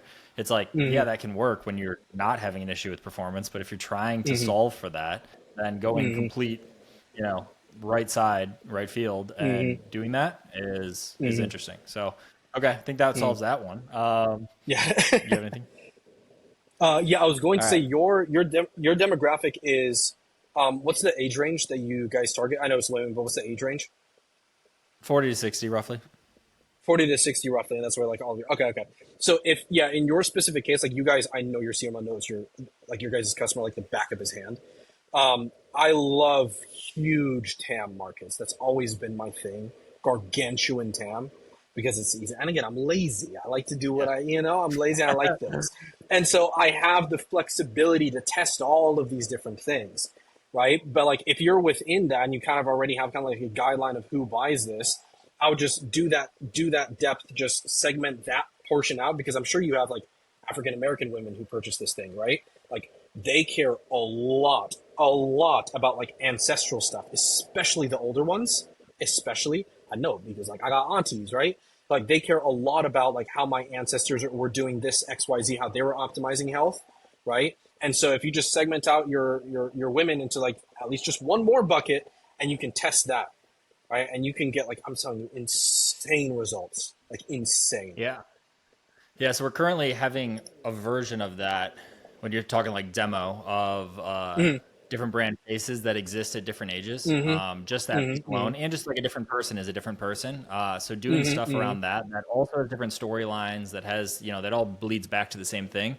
And the biggest thing we're like pushing to solve for now is congruency across that. So example of brand face 3 being in ads, that then go to brand face 1 being in the actual VSL. So, so we like tested a ton of stuff when it comes to the actual ads and like what gets, the metrics right here. And then as they carry through, it's one thing. Now we're going that further line and doing the throughput of a VSL that matches, messaging, the emails that match, like we're going down that. But that's interesting you say that about like, different styles, because we've gone deep in other corners of the messaging with the one. And now that we have multiple, it's like using those multiple. So yeah, that's interesting. All right, so this next one on here, would love to hear about your scaling strategies, how to go from 1 to 5 to 10K with paid traffic, and how you're structuring teams so you're not doing it yourself. So what does your team structure look like at your current setup? Or is probably what how you're structuring teams so you're not doing everything yourself. I'm doing everything myself. I do absolutely everything myself. So I actually a couple of days ago, so we hired a web developer for a couple of our landing pages, and I was so tired of going back and forth with changes, I just logged into Framer and did everything myself. I am the last person you want to ask about delegation, leverage, anything like that. Last person, because I will do everything myself. And it's horrible, and it's a habit that I'm trying to break, but I'm like, from video editing to landing page design, every time I outsource it, I can do 10 times better. And this is probably because, again, I don't have the economics to support someone who's way better than me. Obviously, duh. Once we get to that point internally, that can be a thing. I can talk to you about the other organizations that I've worked in where obviously there are people 10 times smarter than me in their own lane. I wasn't managing the team, so I couldn't tell you how to structure a team. I can tell you, like, our managers were like, de-silo everything. It was like a big thing. It's like, like a duh, like those principles, but I couldn't tell you how to structure teams. So yeah, I mean, I think the piece on this, no, it's important. I think we go into that on you doing it yourself. Okay. And because, I mean, I hired a marketing tech on Friday, and I have done marketing tech from day one. Like, dude, it's a skill issue that I have very much so as well, where it's like being able to do it through people. Hormozy had a video about this the other day. Is like the ultimate leverage. Yes, there's code. Yes, there's capital. Yes, there's content, media, whatever. But like when you can do it through people, and then they have access to that as well, right? So like what your intentions or strategy or plan are, having that done through people at the same or better than you level is the key there. But I think, I don't know. I feel like for you, you're almost too, and maybe it's because you're not loud enough about this stuff yet, but like, your shit. And like, you can structure, this is another, I talked about this on yesterday's, I think, pod, but like my first ever internet marketing thing was Instagram shout outs about some random course on Instagram shout outs that then you do an opt-in page and then you self-liquidate with a ClickBank offer on the back end. Like dumb as, sorry, not dumb necessarily. People probably crush it, but like simple as can be. But what I didn't realize was then I had to email the list in order to make the money on it, right? That was the whole point. Is you just mail the list, you do content, and then affiliate offers. And like the classic give, freaking take, basically, in this model. And I didn't have the wherewithal to understand, and I promise this loops, but like the wherewithal to understand that I could have paid somebody as a percentage of, and there's ways to do a deal that wasn't, I need to pay a copywriter $5,000 a month that I did not have very clearly at the time. I spent like $500 and I had like $112 in my checking account after. Like I didn't have the wherewithal to understand, nor to have the skill or the confidence or the history or the experience or whatever to know that you could make a tweet right now and find somebody maybe who is better at you at just video editing and not pay them $5 or $10,000 a month. I talked to some of the biggest that tell me what they pay editors and stuff, and because of their clout, because of where these people live, because of this stuff, because of who they find through pockets and pockets and pockets, like the person exists out there that either is the cost that is in alignment because of international talent, or that you can broker a deal with as a percentage or whatever, or an up to or a performance base that like your P&L can support it on day one because you have the experience and you have like for no better word, the clout, like, and you could do that right now. Yeah, it's funny because I literally was that kid. That was me. I was the kid that other people took advantage of because I had this thing, and, X, Y, Z, and you're right. And you got that paid, is true. You got paid or whatever, but you got to learn it. And guess what? Somebody else wants to learn the other pieces around it. And like, that's the part of partners or talent or stuff that's there is like, you have to almost be okay with like some of the lack of experience maybe, but like the awareness that they're trying to grow to a point that they can leave. But like you can use them during that. That is, you as a great example. If someone wanted to take advantage or use your skill set for what it was valued at the time or what you valued at the time. That there we go. Knowing that you were going to go out and do your thing after, like someone who had that awareness already knew that you were going to be there for 6 months or a year and they were going to juice it. And like their economics worked and your earning/learning value grew and you went on to the next thing. It's like that exists everywhere. And I didn't notice that early. And there's a time and place to hire for experience. Like that is something we fell short on is it was everyone's PR. Every time we hit a new record month, like it was all of our best. And like now, just now, as of whatever, 3 to 6 months ago, we have talent that's come in that's done new, like way bigger numbers and can just like plug in the systems and do this. But it comes with a cost, a very true cost, real cost. So like you got to kind of dance those games, in my opinion. But yeah, you're clearly at the awareness level and like the skill level in this game. And cloud, dude. I mean, you tweet and you get 50,000 on a thing. Like you could find somebody. I don't know why video either. editing and just do your video editing and drop them in a Slack channel and like help them with some little side things and just find that and like start to silo those things out and then eventually de-silo them because then you're at the mercy. But like you have to silo before you can de-silo, in my opinion. Yeah, very true. That's interesting. Very true. Yeah, how do you reconcile personally? Because I have this thing that I do, and I'm genuinely in love with what I do. Like it's a level of obsession where I can't imagine myself doing anything else, or I'd probably be like hanging from a rope, right? Like this, I found a thing that like I want to do for the rest of my life, right? How do you reconcile with, okay, outsourcing the thing that you genuinely love versus doing it, but then also not having the leverage? How do you kind of reconcile those two things? Well, the easiest answer is if, I mean, it's completely what you have to start with the goal because Yeah. you don't need lever. Like an artist that paints for fun and just paints Mm-hmm. and never makes money on it, but literally loves it is going to do that forever. And like, that's fine. Mm-hmm. Like there doesn't have to be Mm-hmm. just because we hang out in money Twitter or wherever. And it's like, oh, Mm-hmm. these guys make 50 million or 200, whatever. It's like, if that's not your Mm-hmm. game, you don't have to play it. Like Yeah, stupid yeah, games, stupid prizes. And like, yeah. if you're gonna get up to this position where you have to manage 50 people or whatever, and there's ways around that too to still get the same Mm-hmm. size, but like Mm-hmm. you can design it however you want it. It's like start with the Mm-hmm. goal of like, do you okay, cool, is it some number and why is it that number? Because you saw it on the Mm-hmm. internet or because like you know how your life will change or how you live in whatever freedom capacity or nice Mm-hmm. shit or whatever. And then this is all Mm-hmm. my opinion, by the way. But like and like backing out of that and then knowing that once you get there, how do you want to then approach it with that leverage? Because if you seriously are like, oh, I love these video editing, it's like you can go real deep in anything. And that doesn't necessarily mean Mm-hmm. that like you can be, you know, the guys that are the copywriters that love it so much that now layer some Yeah, AI into it, but still do it to this day. But instead of yeah, yeah. doing $1,000 VSL, they do 100,000 VSL, $100,000 Mm-hmm. VSLs with 20% Mm-hmm. backs on front end and whatever. Like Mm-hmm. there's a Mm-hmm. monetization game that no matter how deep you go in your skill set, that you can get paid for. And the next layer of that skill set is yes, having a team of people that do it, but you're the best of copywriting, but you have copywriters. And like you still Mm-hmm. look at it, you still touch it, you still live in the world, but you have team that Mm-hmm. does it, so you have leverage. You have AI tools Yeah, that do it, you have leverage. And like yeah. so again, it's a dance of that game. It's like if your skill set right now is vast, it is vast Mm-hmm. across this direct response space. Like the business model could be agency slash performance thing, but it's like, and you Mm-hmm. can go real deep in that. You can be one of these guys that Of takes 10 or course. 20% of revenue and do Yeah, 10 million a month. Like that's yeah, not yeah, uncommon. And like, yeah, yeah. I so, know. but Yeah, that's I more know of a a guy who business does it. model, right? So Yeah, like that yeah, kind of yeah. stuff. And you can have such a lean team. So you're not really like a manager. Mm-hmm. You hang out with your friends that like the comp models Mm-hmm. are in alignment.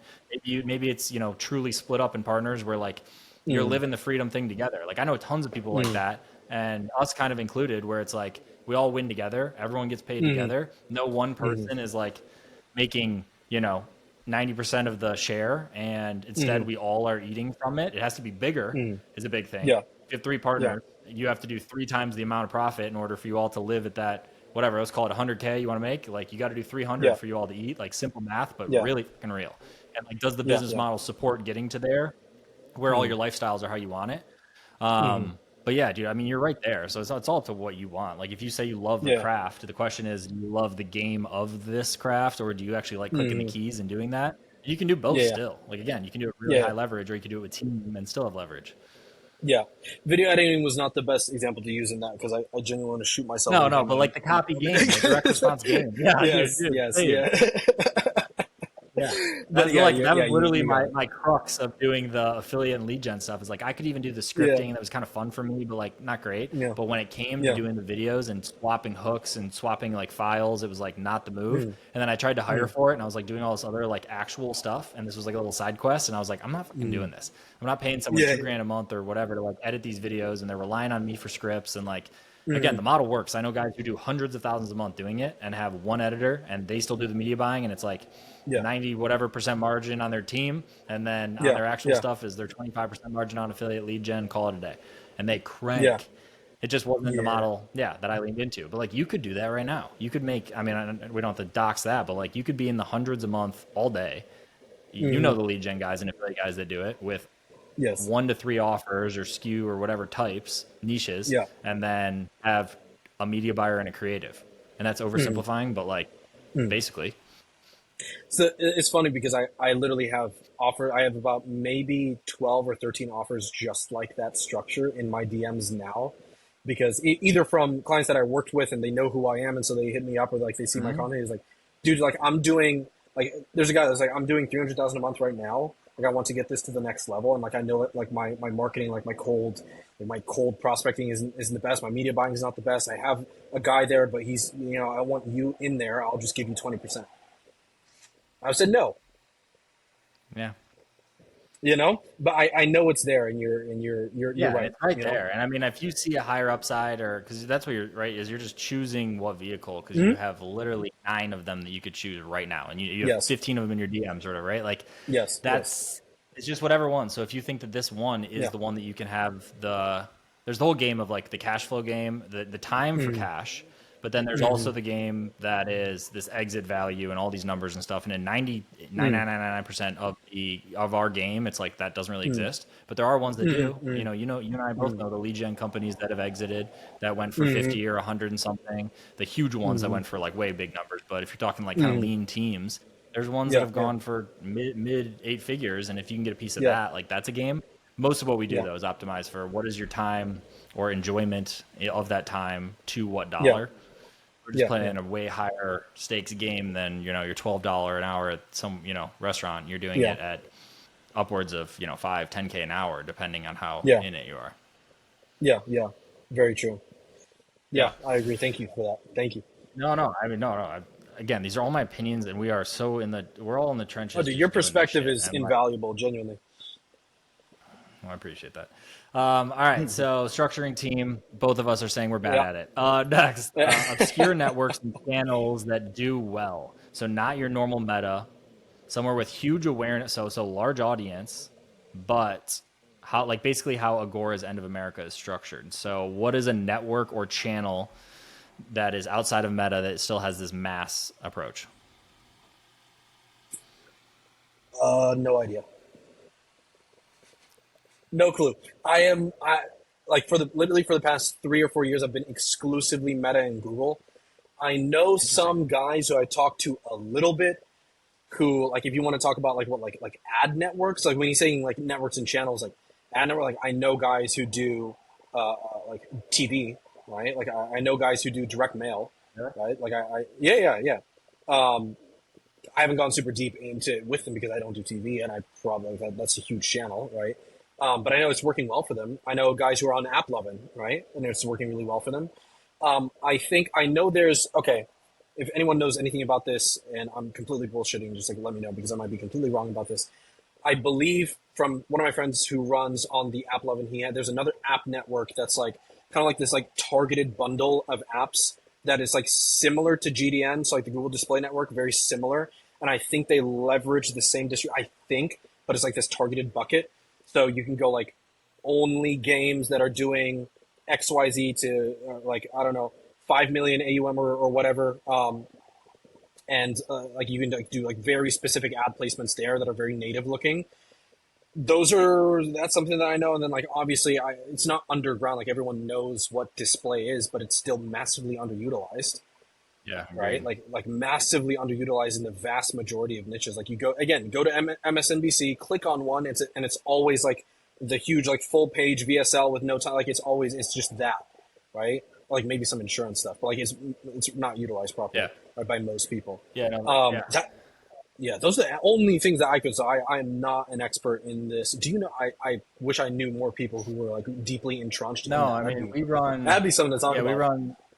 We run probably 70-80% meta now, and the rest is Google almost, right? And it's branded, and then there's some cold that we're trying to crack, but we've never like full scaled into that.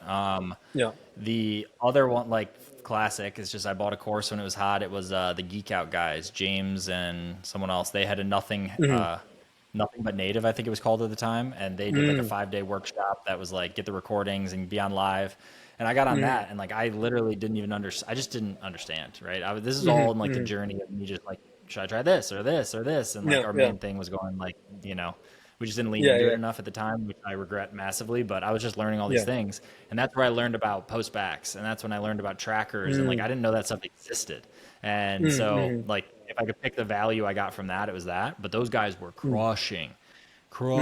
It was all about loading in 15 landers with 15 different dynamic headlines and 50 different ad creatives, and then launching them on Taboola and whatever else. And like people crush it in that game. I don't know how that works for info. Like we still don't do that to this day, but like the media buyer gal that we had that was a lead gen one, she was very heavy in spend, like 200 to 500K a day, crazy shit for I forget the title of it, but it's like the lawyer, the claims that's like the long-term cases where they're getting like a ton of people.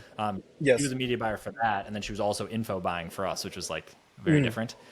Very different. But she was talking like push, for example, like they run all this stuff on push traffic and like I don't know that game. I don't know. So I don't have an answer either directly, but yeah, there's obviously obscure networks out there. And the big ones, obvious. If you can crack them, they have the size and the scale. It's just being able to crack them with the different funnel types, I would assume, and obviously the creative. Yeah. I would I guess like whoever answered that question, like look into also like programmatic guys. Like I don't know, like just do some Googling there. I know there's a subreddit. I looked at a few posts on there, like r/programmatic. There's a lot of guys on there, like maybe DM them, like ask them a few questions, because those guys are usually operating, they have to operate within like all of these things. They're programmatic ad buyers. So I guess them, like, talk to them. I have no idea. I wish I knew. Yeah. All right. I wish I knew. Ripping. Same. Yep. How do you deal with weekly fluctuations, specifically when dealing with CPM? What does your retargeting look like for people that are more bottom of the funnel? So again, back to the fluctuations with stuff like CPM. Yeah.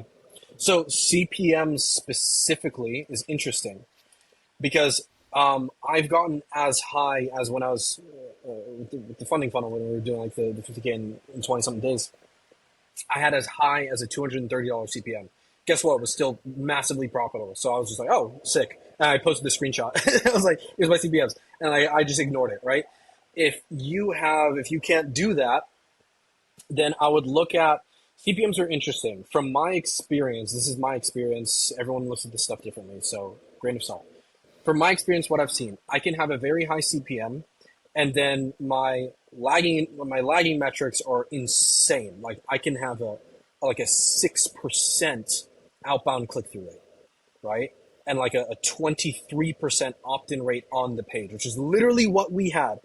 On the $236 CPM campaign or ad, it was a 6% outbound click-through rate and a 23% opt-in rate, not for a freebie, not for a lead magnet, not for a VSL opt-in. These were leads who wanted to book a call, and then it was like a lead form and then like a book a call page. Our book a call rate was 95% from the lead page to the book a call page. So I was essentially getting 23% book a call rate. But my CPMs were $236. Do you think I give a single fuck? No, I don't. I ignore. I was like, I don't care, right? And then I had campaigns with like a $50 CPM, which is still pretty high, but like it's all auction dependent. And they were getting horrible, like 1%, like outbound click-through rate, like 15% off, whatever.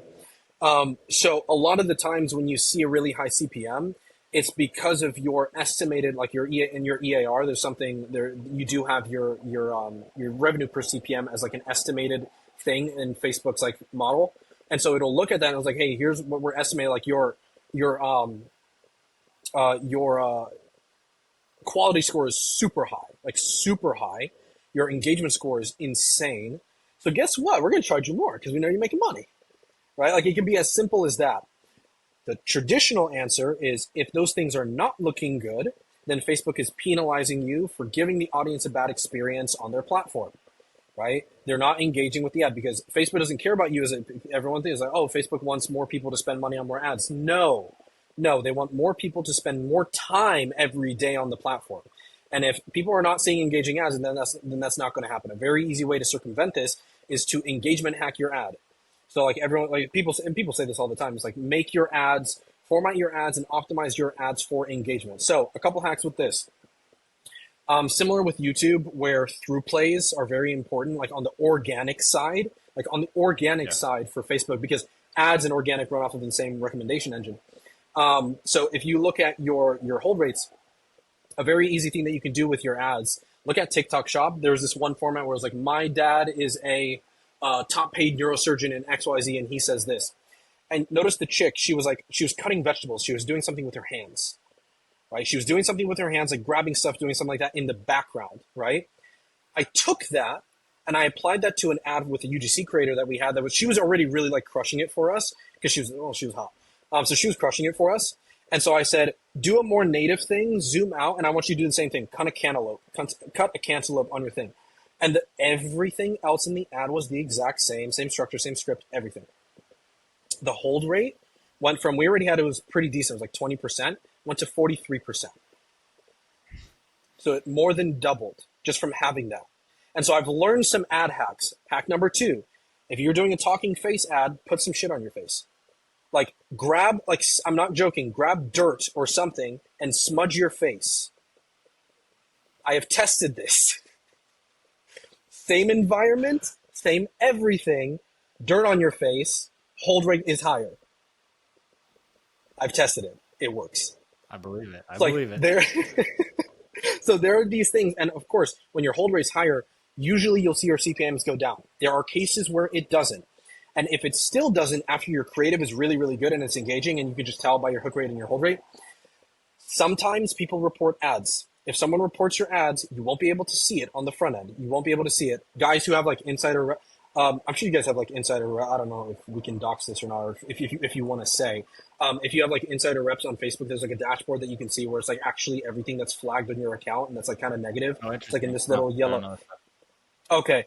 Sometimes if you have an insider rep, like they can show you that, but it's not available for us normal people, right? It's like only for the VIPs who have that.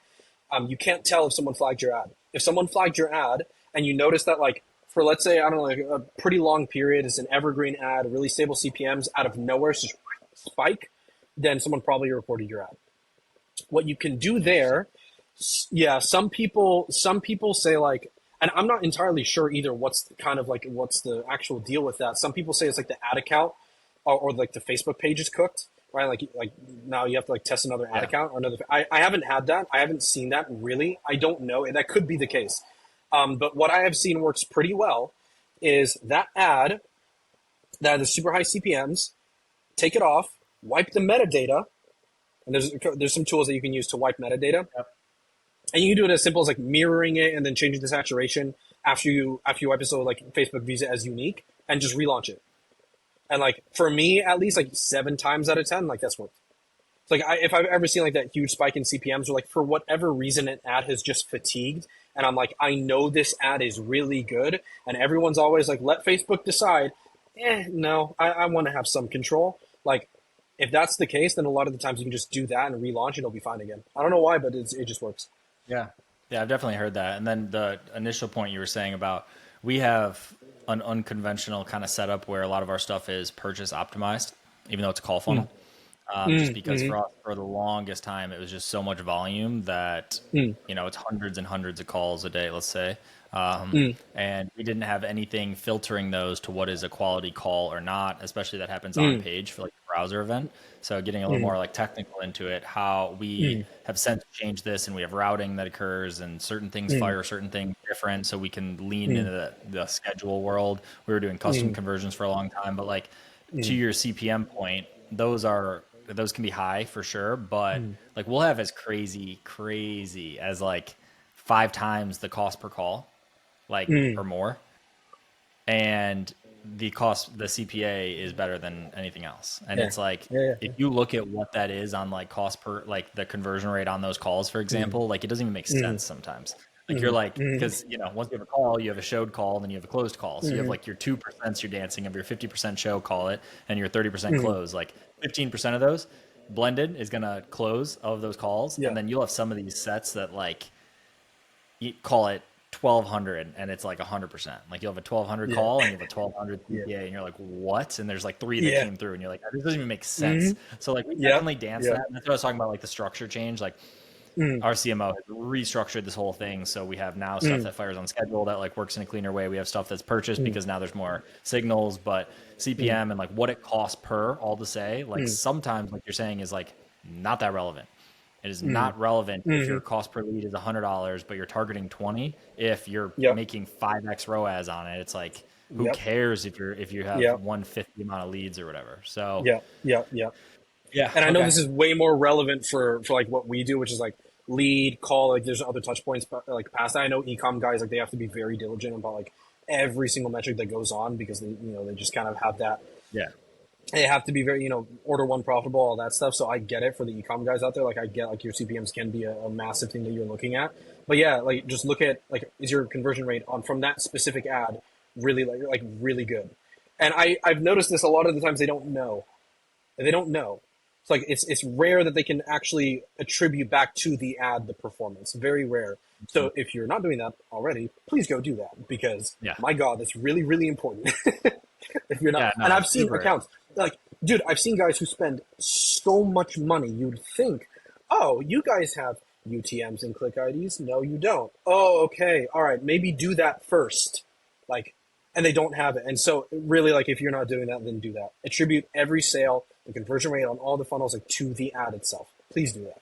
Yeah, for sure. And then our example, right, is then doing that at the layer of the ads so that what campaign or what optimization is that living in? Because that's so like we have attempted to this is just so funny. And I don't know how long ago this was. And I refuse to say if it was recent, but we are like looking at split tests on an opt-in page, call it. And one is running on schedule and one is running on purchase. The purchase ones, no joke, can have like a 5% opt-in rate, which is like the worst thing you've ever heard ever, right? And it's like, but it doesn't matter because how it backs out into calls and purchases. And it's like, that's crazy to think about. So you're like, oh, just run that traffic at something that's not gated. And it's like, doesn't matter, right? Like the pockets that it can find, the algorithm can find on its own is like insanity. And that's obviously like the default purchase event, right? Yeah. So we have moved to That you're native. running, Yeah. Okay. It's really funny because I was doing the same thing where not like purchase, but I was doing submit application versus schedule. And because it's a default conversion event, and like with Facebook's advanced matching, it makes sense. It's literally finding people who have fired that event on other people's sites and offers. And so it finds people who are most likely to, guess what, purchase, right? Or guess what, submit application, but not purchase, just submit application, right? Or just schedule. And so it's really interesting. I've been now, which is kind of embarrassing that I haven't been doing this before, but I'm now actually starting to test the optimization event itself because everyone just goes for the default.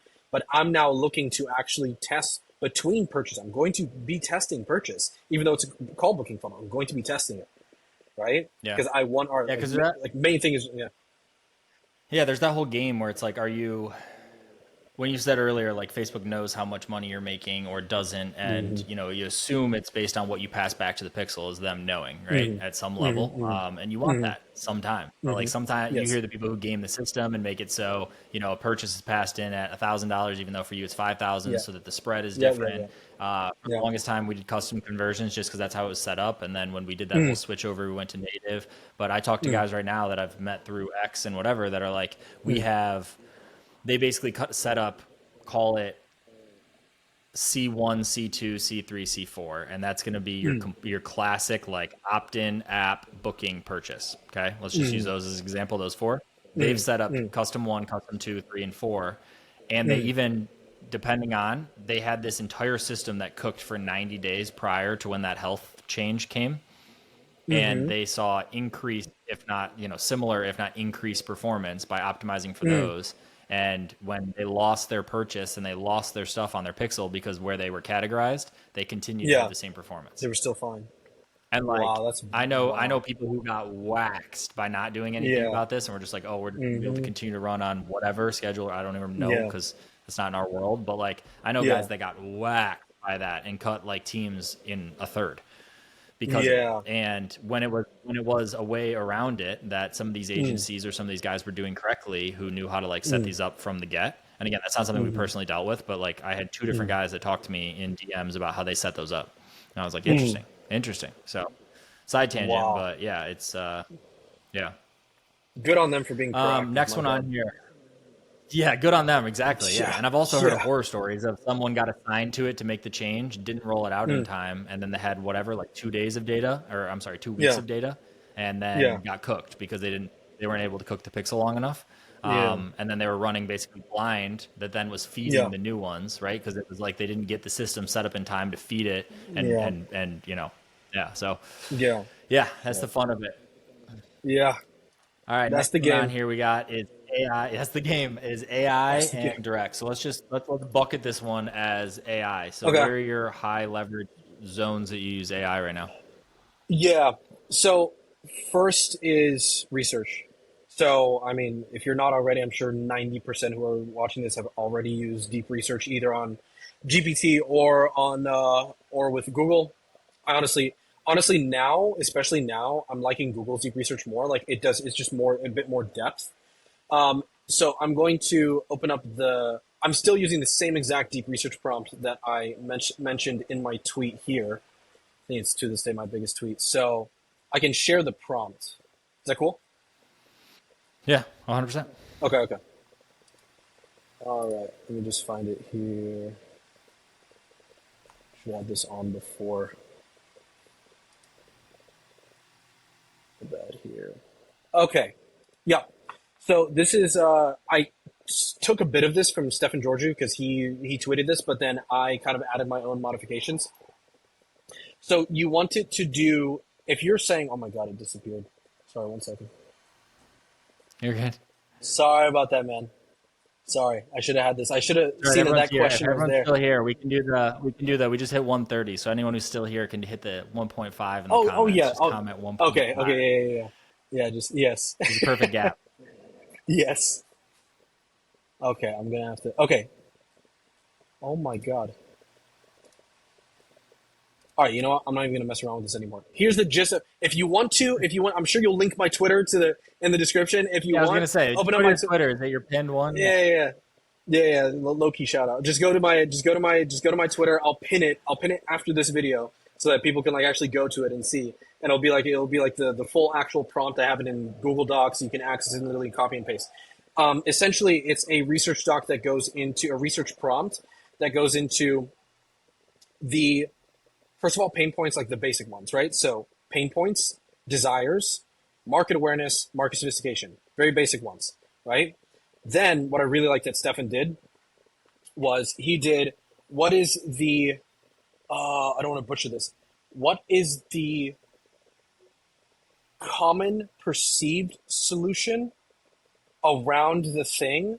And then what are the core limiting beliefs? He didn't say limiting. What are the core beliefs around how effective / ineffective this thing is? So first of all, you have to give the GPT context as to what you are selling. So don't do any like copy. It'd be like very specific. What do you sell? Very specific, right? I sell CMOS that has XYZ ingredients, right? And then like literally list out the ingredients. I want you to do deep market research about XYZ. And then you like literally list out the bullets, right?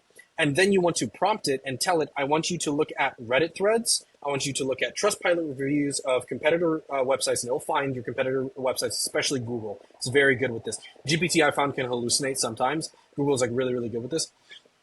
It'll find the competitors. Forums, Quora, and then it can do like YouTube. It does YouTube videos and comments, and then I think it does some Twitter stuff. But literally, like make it source from like everywhere, and it's going to compile you literally who your customer is, what beliefs they have.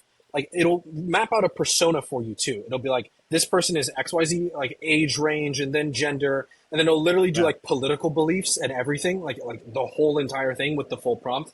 I kind of summarize it shittily here. Like with the whole prompt, it'll give you all that stuff. And it's like, then it's hidden desires too. Hidden desires and hidden pains. So this is a big one. So let's say I'm going to take BizOp as an example for the hidden desires thing. So people have hidden desires. They have the normal desire, make more money. Then you have the hidden desire, right? And that is, I want to pull into my driveway with a new BMW M3. So my neighbor's wife looks at me and wishes she was with me and not her husband. Like those are the hidden desires, right? Hidden desire. I want to make more money so that I can walk into work, walk into my manager's office, tell him fuck you to his face, and then leave. Right? Like these are those hidden desires. And what this research prompt will literally do is it will compile from, like usually from Reddit, it'll compile all these hidden desires and it will list them. And you can make it, just tell it to do like 20, right? And it'll list all of these things out, right? And then it'll also do the same thing, just the inverse for hidden pains, right? Because you have your pain point, your main pain point, then you have your hidden pains or unspoken pain points as well, right? And so it'll do the same thing for both. That's the most relevant thing for me. And I tell it to pull direct quotes. That's actually a modifier that I don't have in the original post. I'll add a comment there, like pull specific examples and then link the source, right? Because what I do as well is I have a little Chrome extension that does Reddit thread, like it'll scrape the comments and the replies from a Reddit thread. So I'll use that. I'll go to a Reddit thread about the topic. This is the best thing that you can do if you're selling to problem aware or perceived solution aware, look up, let's say problem aware bucket 1, solution aware bucket 2. Look up 10 Reddit threads from problem aware people who are saying like, I'm struggling with XYZ, like any advice, right? Open up every single Reddit thread, all 10 of them. Use the extension, scrape it all, right? Put it into a CSV and then upload it to a GPT, like your main GPT copywriter project thing, if you have that, or Clogg copywriter project, like if you guys have that. If not, you can just upload it to a new chat, whatever. And you can tell it like, give me the 5 most common recommendations from other people to solve this thing. Recommendations is the main thing, because now you're getting to the perceived solution aware. Now, when you're getting the recommendations from people, I was like, oh, this is what people think will solve this problem. Now for solution aware, it's the same exact thing. What have you done to do this, right? And then they'll list blah, blah, blah. You do this for competitor reviews. You can do this for literally anything. And it takes like 5 minutes because you just scrape, CSV, upload it to ChatGPT or to Claude, and it just does it like that. I use it now. I use AI mostly for ideation on those 2 fronts. So what have people been doing? What do people think about this solution? What have they been doing to solve this problem? And what do people believe is the best solution to this problem, right, that they have? Again, if I'm going for like problem aware, right? Like it differs if I'm doing unaware. If I'm doing unaware, I don't use AI at all. If I'm doing like an unaware thing that's like a very indirect lead type, I really don't use AI, because you just have to be cracked to do indirect lead type ads. Like this is what those OG copywriters, that was like their whole wheelhouse. Like you have to be so good. I avoid it when I can, because you can easily mess up. I really avoid it. You can very easily mess up, and I'm pretty good at copywriting. So that's how I use AI there. And then if you have a Claude project, immediately prompt it on a PDF or a rich text file. Usually, so like because you have your memory, like Claude, like the usage, like it kind of caps out really quickly. So convert in like PDF, whatever, to a rich text file. Upload a PDF of Great Leads by I forgot his first name, but the last name is Masterson, the book. Upload that to it, and you have to instruct it that this is the structure, this is copywriting training, this is the structure of how I want you to write these things. Upload that to your project, and everything else is in the tweet that I made. I literally have like everything to train a Claude project on, or a GPT project on. For it to write you ads, I have found it does not matter how many files you give it, training material, how good your instructions are, within the chat of, and maybe I'm doing it wrong because I'm not an AI expert by any means, but I still use it, obviously. The best is to shoot it a winning ad, either that you've recorded, or if you're going for like, if you have some inspiration from like affiliates, you can just transcribe whatever ad that they're running. Like, I want you to write me an ad. You have to describe the entire ad to it, basically. You have to really make sure that it understands. Follow the structure of the example that I'm sending now. And if you use like all of my like prompting and instructing that I have in that tweet, it'll spit out like insanely good ads. But without that example ad, it kind of loses itself. It really kind of loses itself. I'll be honest. And then you just copy chief the outputs, right? And that's how I use AI. I don't use. There's some agents that my co-founder is like really good at ops. He uses some agentic workflows for like operations. I don't know any of that. I choose to ignore it, pretend like it doesn't exist, and just let him handle it. But that's all that I use for AI when it comes to messaging and copywriting. That's banger. Yeah, and that's your pin tweet? I'm going to let me pin it now. Actually, I was gonna say pin it so before we all forget. But yes, 100% go check that out. I've seen that thread, and there's a lot. Yeah, I mean that's major sauce for the. It's my biggest one. Research portion in the front end. Yeah, is it? Yeah, no, it's my biggest. 703,000 views and 5,000 likes, and it's something like 20,000 bookmarks. Pin to profile. Okay, yeah, that's Yeah. So just check it out, and everything's. Let's keep moving through this, but yeah, that's unbelievable. I know our CMO, when he came in, he did like a full you can't stop scrolling at the market research doc that he started with and put together, and he has found pockets of things that were like, oh, that's interesting. Yes. And then same with because we had so many assets already in terms of because we can map back. We have everyone's application ever, so call it 500,000 applications. That's cool, but then I can tell you which ones of those applications purchased, and then you can dump those, or onboarding surveys, or customer check-ins, or whatever. So you have the customers. We have hundreds of thousands of data points on customer side Yeah. of things. Like that's Yeah. even Yeah. how we did it pre AI, but that's how we landed on the age demo, is because we didn't have an age Mm, demo that was like that. It was about the mm, messaging to start mm, and like broader. And then as we mm, saw who got the best results, who resonated with the messaging we were using the most, like we mm, found this pocket of age demo, and mm, then now have leaned mm, into it, which increases everything across the scale, like across the board because mm, of, congruency. But like mm, before that, we didn't know that. And like that came out from looking at what is the age of our average buyer and like being able to mm, pull that mm, data, and then now being mm, able to take the thousand other like data points and put those into AI mm, has been like, oh, that's an mm, interesting. They all say this phrase. Like this mm, mm, phrase has been used 40% of the time in things. And we're like, mhm, oh, that like all on the customer side, not even on like mm, the what does the market say? It is what does our mm. customer say? And it's like that was Yes. really cool for us. He did a ton of stuff around there and found some gaping holes that we weren't doing and has leaned into those. So I agree with you Are on you the on that use case. or is he? Are you guys doing something where you have like the sales call transcriptions that are like auto uploaded, and then you can kind of like because I'm sure you have like the lead scoring and all that stuff, and then it can use that like by pipeline stage like close and then ACV all that stuff. And you can kind of cross reference the transcription of the sales script, and then from that Yeah. it'll pull. So yeah, a light version of that. So we have so much going on, and we were scaling into Yeah. this so much that we actually did that first for like an analytics and like fulfillment aspect. So we did that with the actual coaching Mm, calls. So inside product was mm, the first place that we did that, and then we ended up rolling out for coaching and like or to coach the sales team. mm, We rolled out with mm, Zoom Revenue Accelerator, which is like mm, Gong AI or whatever, and they do mm, that whole mm, thing. And it's keywords. It's you can upload a checklist that you have that mm, auto assigns to it. So it basically gets transcribed, has the video transcribed, and like within whatever 5 minutes, you have a checklist oh, that's like, did they take control? Did they set the agenda for the call? And it's like yes or no, oh, and you can choose radio buttons, you gotcha. can choose how much, you can choose like how you want it to be ranked. But let's just say it's Mm, yes no.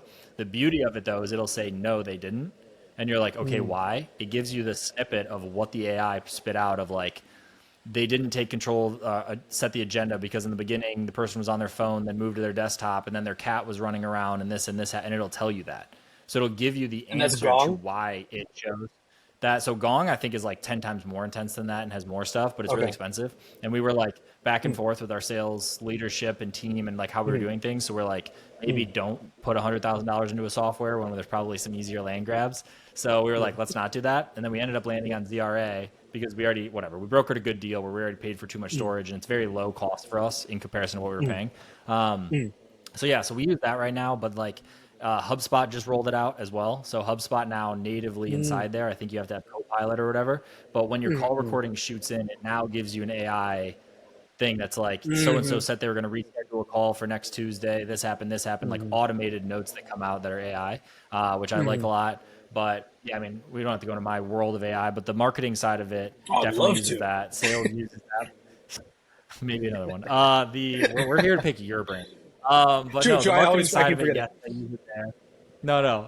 And then sales, yes, is used there, and then fulfillment is used for analytics more so, and like Yeah, fulfillment, like basically standardization, making sure that things occur yeah, that are supposed to occur, yeah, infer on things like yeah, time and yeah, context. So yeah, yeah, we've used yeah, it in a couple places, but nowhere near where we could or should. And then on the automation yeah. front, we just moved a ton of stuff from Zap to N8N, and it's like $150 a Okay. month for that versus what we were doing, which was 4,000 a Mm, month or something on a mhm, Zap. mhm. So Yeah. yeah, we've had some cost savings, but we're in the lieu of rolling Mm, all of that out like A to Z mm. with an external company that we just contracted. So I'm excited for that. I know that I know Matt Ryder talked about his because I think they were he said that they were Dialer. doing yeah, yeah. And that yeah, that's something that well, we'll get into that. We'll get into that after like all these questions. 'Cause dude, I have so many questions for you, Jesus Christ. We'll get into that after if we have some time. But I have it Okay. mentally noted here. Here, let's try. These ones are shorter, so let's see if we can keep Okay. these a little tighter, and then we'll Yeah, see. yeah, let's do it. Yeah. Where am I at? What's one skill you wish you mastered earlier in your journey?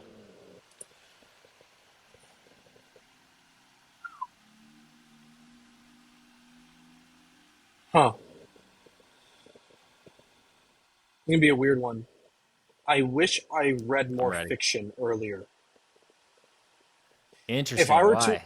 yeah, if I were to attribute something that I did to my ability to write very compelling copy, it was reading fiction. The reason why I believe is because when you read fiction, you become the person, you become the hero character. Their struggles become your struggles, their pains become your pains, their journey becomes your journey. You feel their fear, you feel their pride, right? And you just become entrenched in their world. And that is something that you must do. It is a prerequisite if you want to talk to someone, if you want to sell someone, if you want to talk to the avatar, you need to do the exact same thing. That level of empathy, which empathy is inherent, but applied, practiced empathy is something that I really wish that I had practiced earlier. And the number one advice that I could give to like any beginner copywriter here, where it's like, what should I do to really hone my skill set? Number one, read sales letters, not copywriting books. Read sales letters, hand copy all the stuff that everyone says to do, hand copy them, blah, blah, blah. Read the Gary Halbert letters, specifically the water ad, specifically that one. If you've read it before, read it again. If you've read it twice, read it 3 times, etc., etc., and read his notes on why it worked. And then the next one is to read fiction, more fiction, because you start to get a grasp for how to compile a narrative. And that is one of the most important things. Also, it just hones your skill in writing, period, which I said this before. Copywriting is writing. You'd be shocked at how many copywriters are dogshit writers. They don't know how to write, period, let alone copyright. So yeah, that's one thing that I wish I did earlier, was read more fiction actively and knowing how to apply that then to copy. Interesting. Yeah, you just said something there where you said learning how to write and like the meta skill of learning how to write. And then obviously you need that for that. I made a video about this talking about how like stupid it sounds, but enhancing or like increasing your mouse speed, learning how to type faster, like these simple things that are like these super meta skills that are like, it's crazy. Like the lift you can have. If you're on a computer 12 hours a day and you can go 30% faster than the guy next to you, like, and you have the same skill set, you're going to win. And it's like, it's stupid, but like, that's an interesting question and a very interesting answer. Fiction. Okay. I've never been good at that. And that's what the whole, obviously, I mean, but like that's story ideas. That's like you said, hero story. That's the idea. Yes, exactly. And I would tell you the exact kind of fiction that you want to read is one where you have a complex world where they do a lot of world building and you're still engaged, because what that means is that they had to get you to care about the character so deeply, the main character so deeply, while keeping your attention between a bunch of different elements. And that skill set of retention obviously goes into everything else as well, right? And what the reading will do, why it's specifically reading and why it's not like, oh, can I just learn how to do this thing, is because with reading, when you read, at least when I read, I can read 6 hours at a time. I have to physically stop myself from reading because it just happens in the background. Your brain just really retains all of it, right? And it's so much of it is subconscious. And read stories that, again, have those complex worlds and that really keep you engaged. I would say if you can't be engaged within the first 20 chapters, scrap the book and try to find another one. If you're like being tactical about this. Yeah, I would say that. Interesting. Okay. That's a good one. Very out there answer, but like genuinely, if I think about it. Yeah, no, I like it though. It's good. How do you choose high converting? Okay, so basically, what's your offer selection? So high converting offers. How do you pick which offer you're going to run? And let's just say this in the context of picking a niche and picking an offer on a network, something. It's like you're starting from scratch. Like, how do you pick which one you think is going to have the most oomph? Yeah. This is also something that I couldn't speak to as much as some others because I usually came in when they already had product market fit, or they already had I did some like offer presentation, but they usually, almost all their organizations already had some level of product market fit and distribution. I will say how I picked repair, like credit repair as the service, and how I picked funding now. I'll start with credit repair. Was the lack of sophistication around the organizations that were marketing it. And so that's the easiest one. It's like if I can. That's an interesting one. Yeah. Yeah. If I can very easily tell that the biggest guys in repair, which funnily enough they got sued and went bankrupt recently, Progrexion, Lexington Law and CreditRepair.com, they're doing around $1 billion a year, and their advertising was horrible, like horrible, so bad. And so I went like down the rung and like kept looking at all these like repair companies. One guy I met, he ran a 20 million a year repair company. And I went into this ads library and saw the ads, and they were horrible. So bad. Everything was horrible. And so I was like, oh, I can just beat you. And so that's why I picked repair. And I did. And it was great. Yeah. You mentioned on one of the videos that you were selling a $500 product over the phone, right?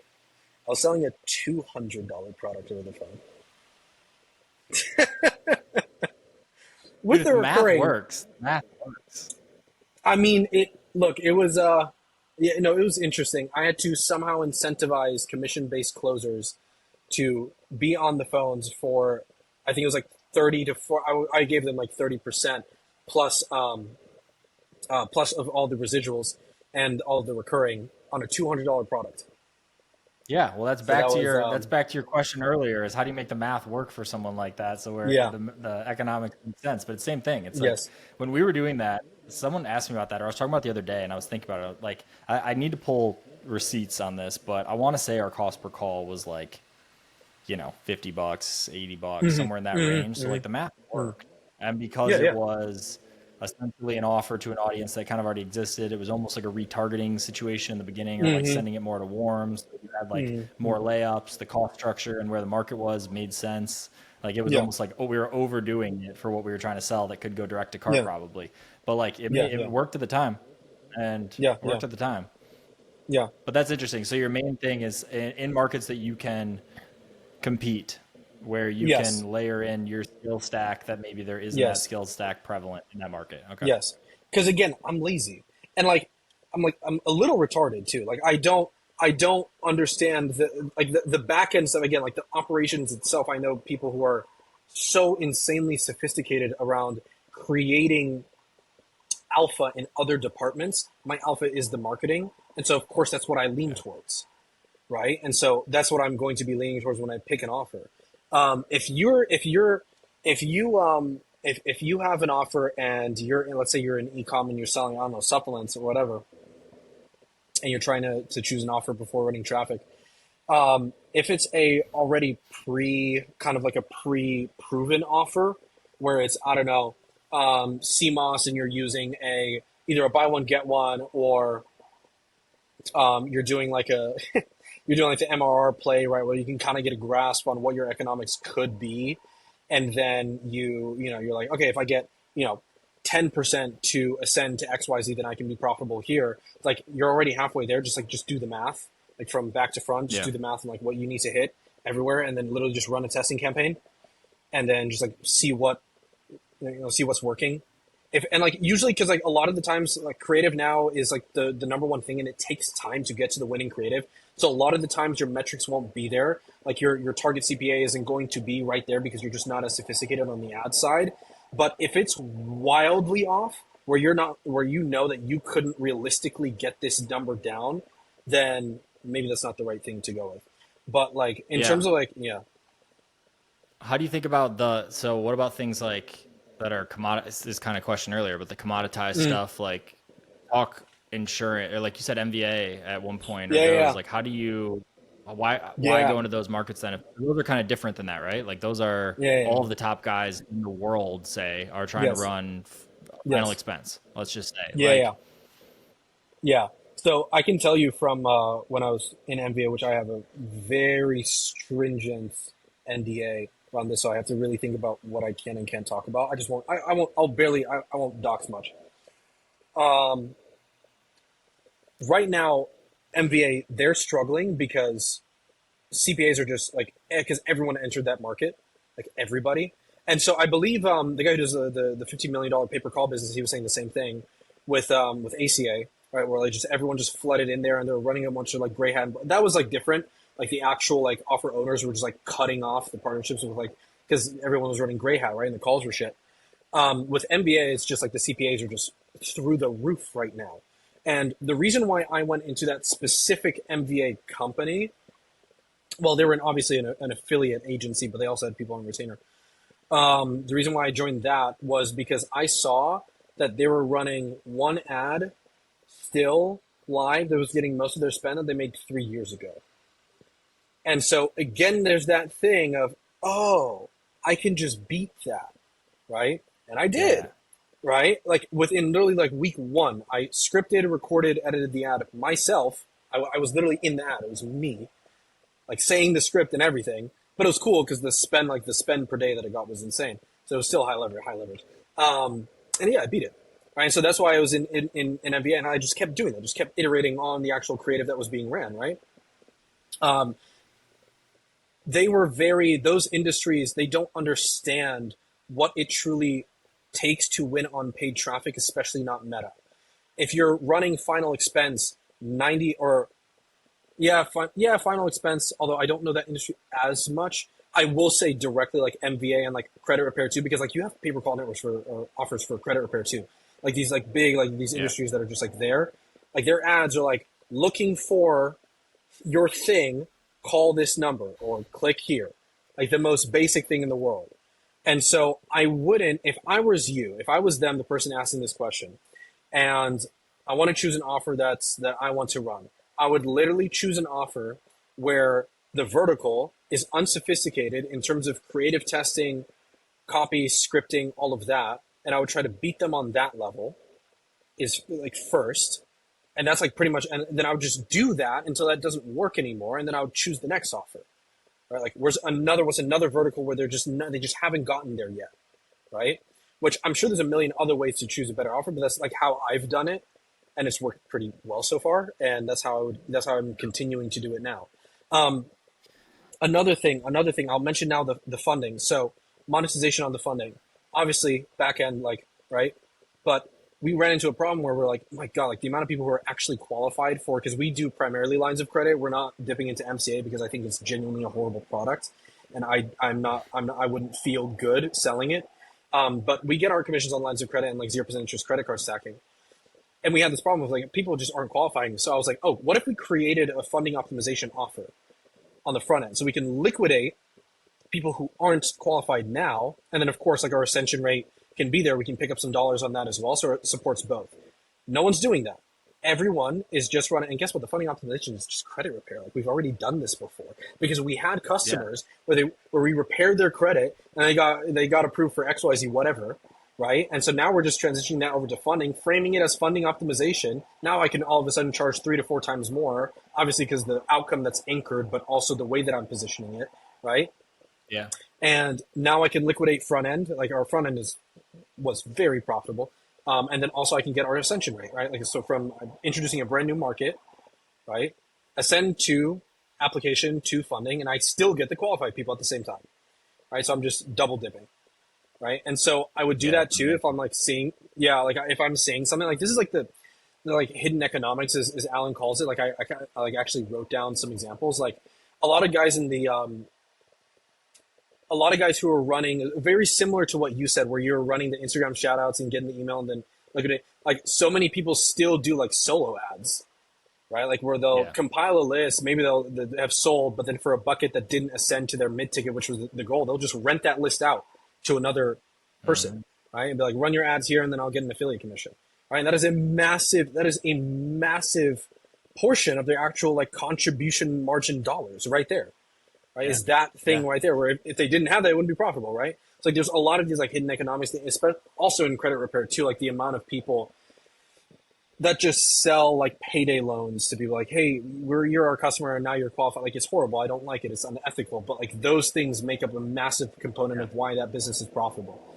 And that's tough because you don't know that until you're in that industry, in that vertical, actually running that business. You just don't know, right? But on the front end, that's what I do. Yeah, I mean, can I beat other people? Yeah, that's interesting. Yeah, I mean, very similar to how your other response was for the other section of commoditized or not. Like you're just beating them in the game, and plain and simple. Like you're just able to win against the control, which is And then we were at Stephen Georgie's copy whatever thing. We went Accelerator, I believe. We went to an in-person event and like so cool. And the guys they had there, like I love all his stuff that he does. But that's where we met Eddie for the first time, actually. That's when Luke and I met Eddie. And then also we met a guy there that was the data guy, and he was talking. He's like, bro, you guys could be making $200,000 a month more on your list. Just like farm it out and do all this stuff. And we're like, that's just not our game, right? It's Yeah, like yeah, we yeah. bought we want to own those leads, and it's like our stuff is bigger Mm, brand. But for a lot of people, I bet mm, that is a hidden economic that works great mm, for somebody who's just pumping an mm. offer. It's like, why wouldn't you be doing that? I mean, I don't know. Of I don't even know course. compliance wise because we don't do it, and like, but Yeah, I don't know where that sits. But yeah, it's yeah, interesting. yeah. It can get very tricky. And I know some guys from Nothing Held Back who got like in trouble. They talk about it like they've Oh, gotten really? in trouble for doing. Yeah, yeah, yeah. They've gotten in trouble, Yeah. and so I would Not my not game, recommend dude. it. Not But my game. I know a couple guys that are like big wigs that have gotten hit, and yeah, like it's just not my game. Like, and yeah, there's accidents where it's still you're still at fault, right? Like pure mm, accidents, and like that's the mm, unknown stuff that scares. But anything that's even close to that line, like we're like, nope, like mm, no good, no good, nope, nope, nope. And the fear yeah, is around the stuff that's unknown or like something. So we have every once in a yes, while we'll have like full audits basically and like look at everything and yes, like, oh, change this language based on this now. It's like, okay, we update that, yes, or make sure you do yeah, this, or there's every once in a while there's one of these, and like we do that as yeah, much as we can and try to get ahead yeah, of it. yeah, So yeah, it's interesting. yeah, Next yeah. one on here, Reddit forums to drive affiliate track. Wait, have you used Reddit or other forums to drive To affiliate drive traffic? affiliate traffic, what works best? No, I've been paid ads, and I've been paid ads pretty much my entire career here.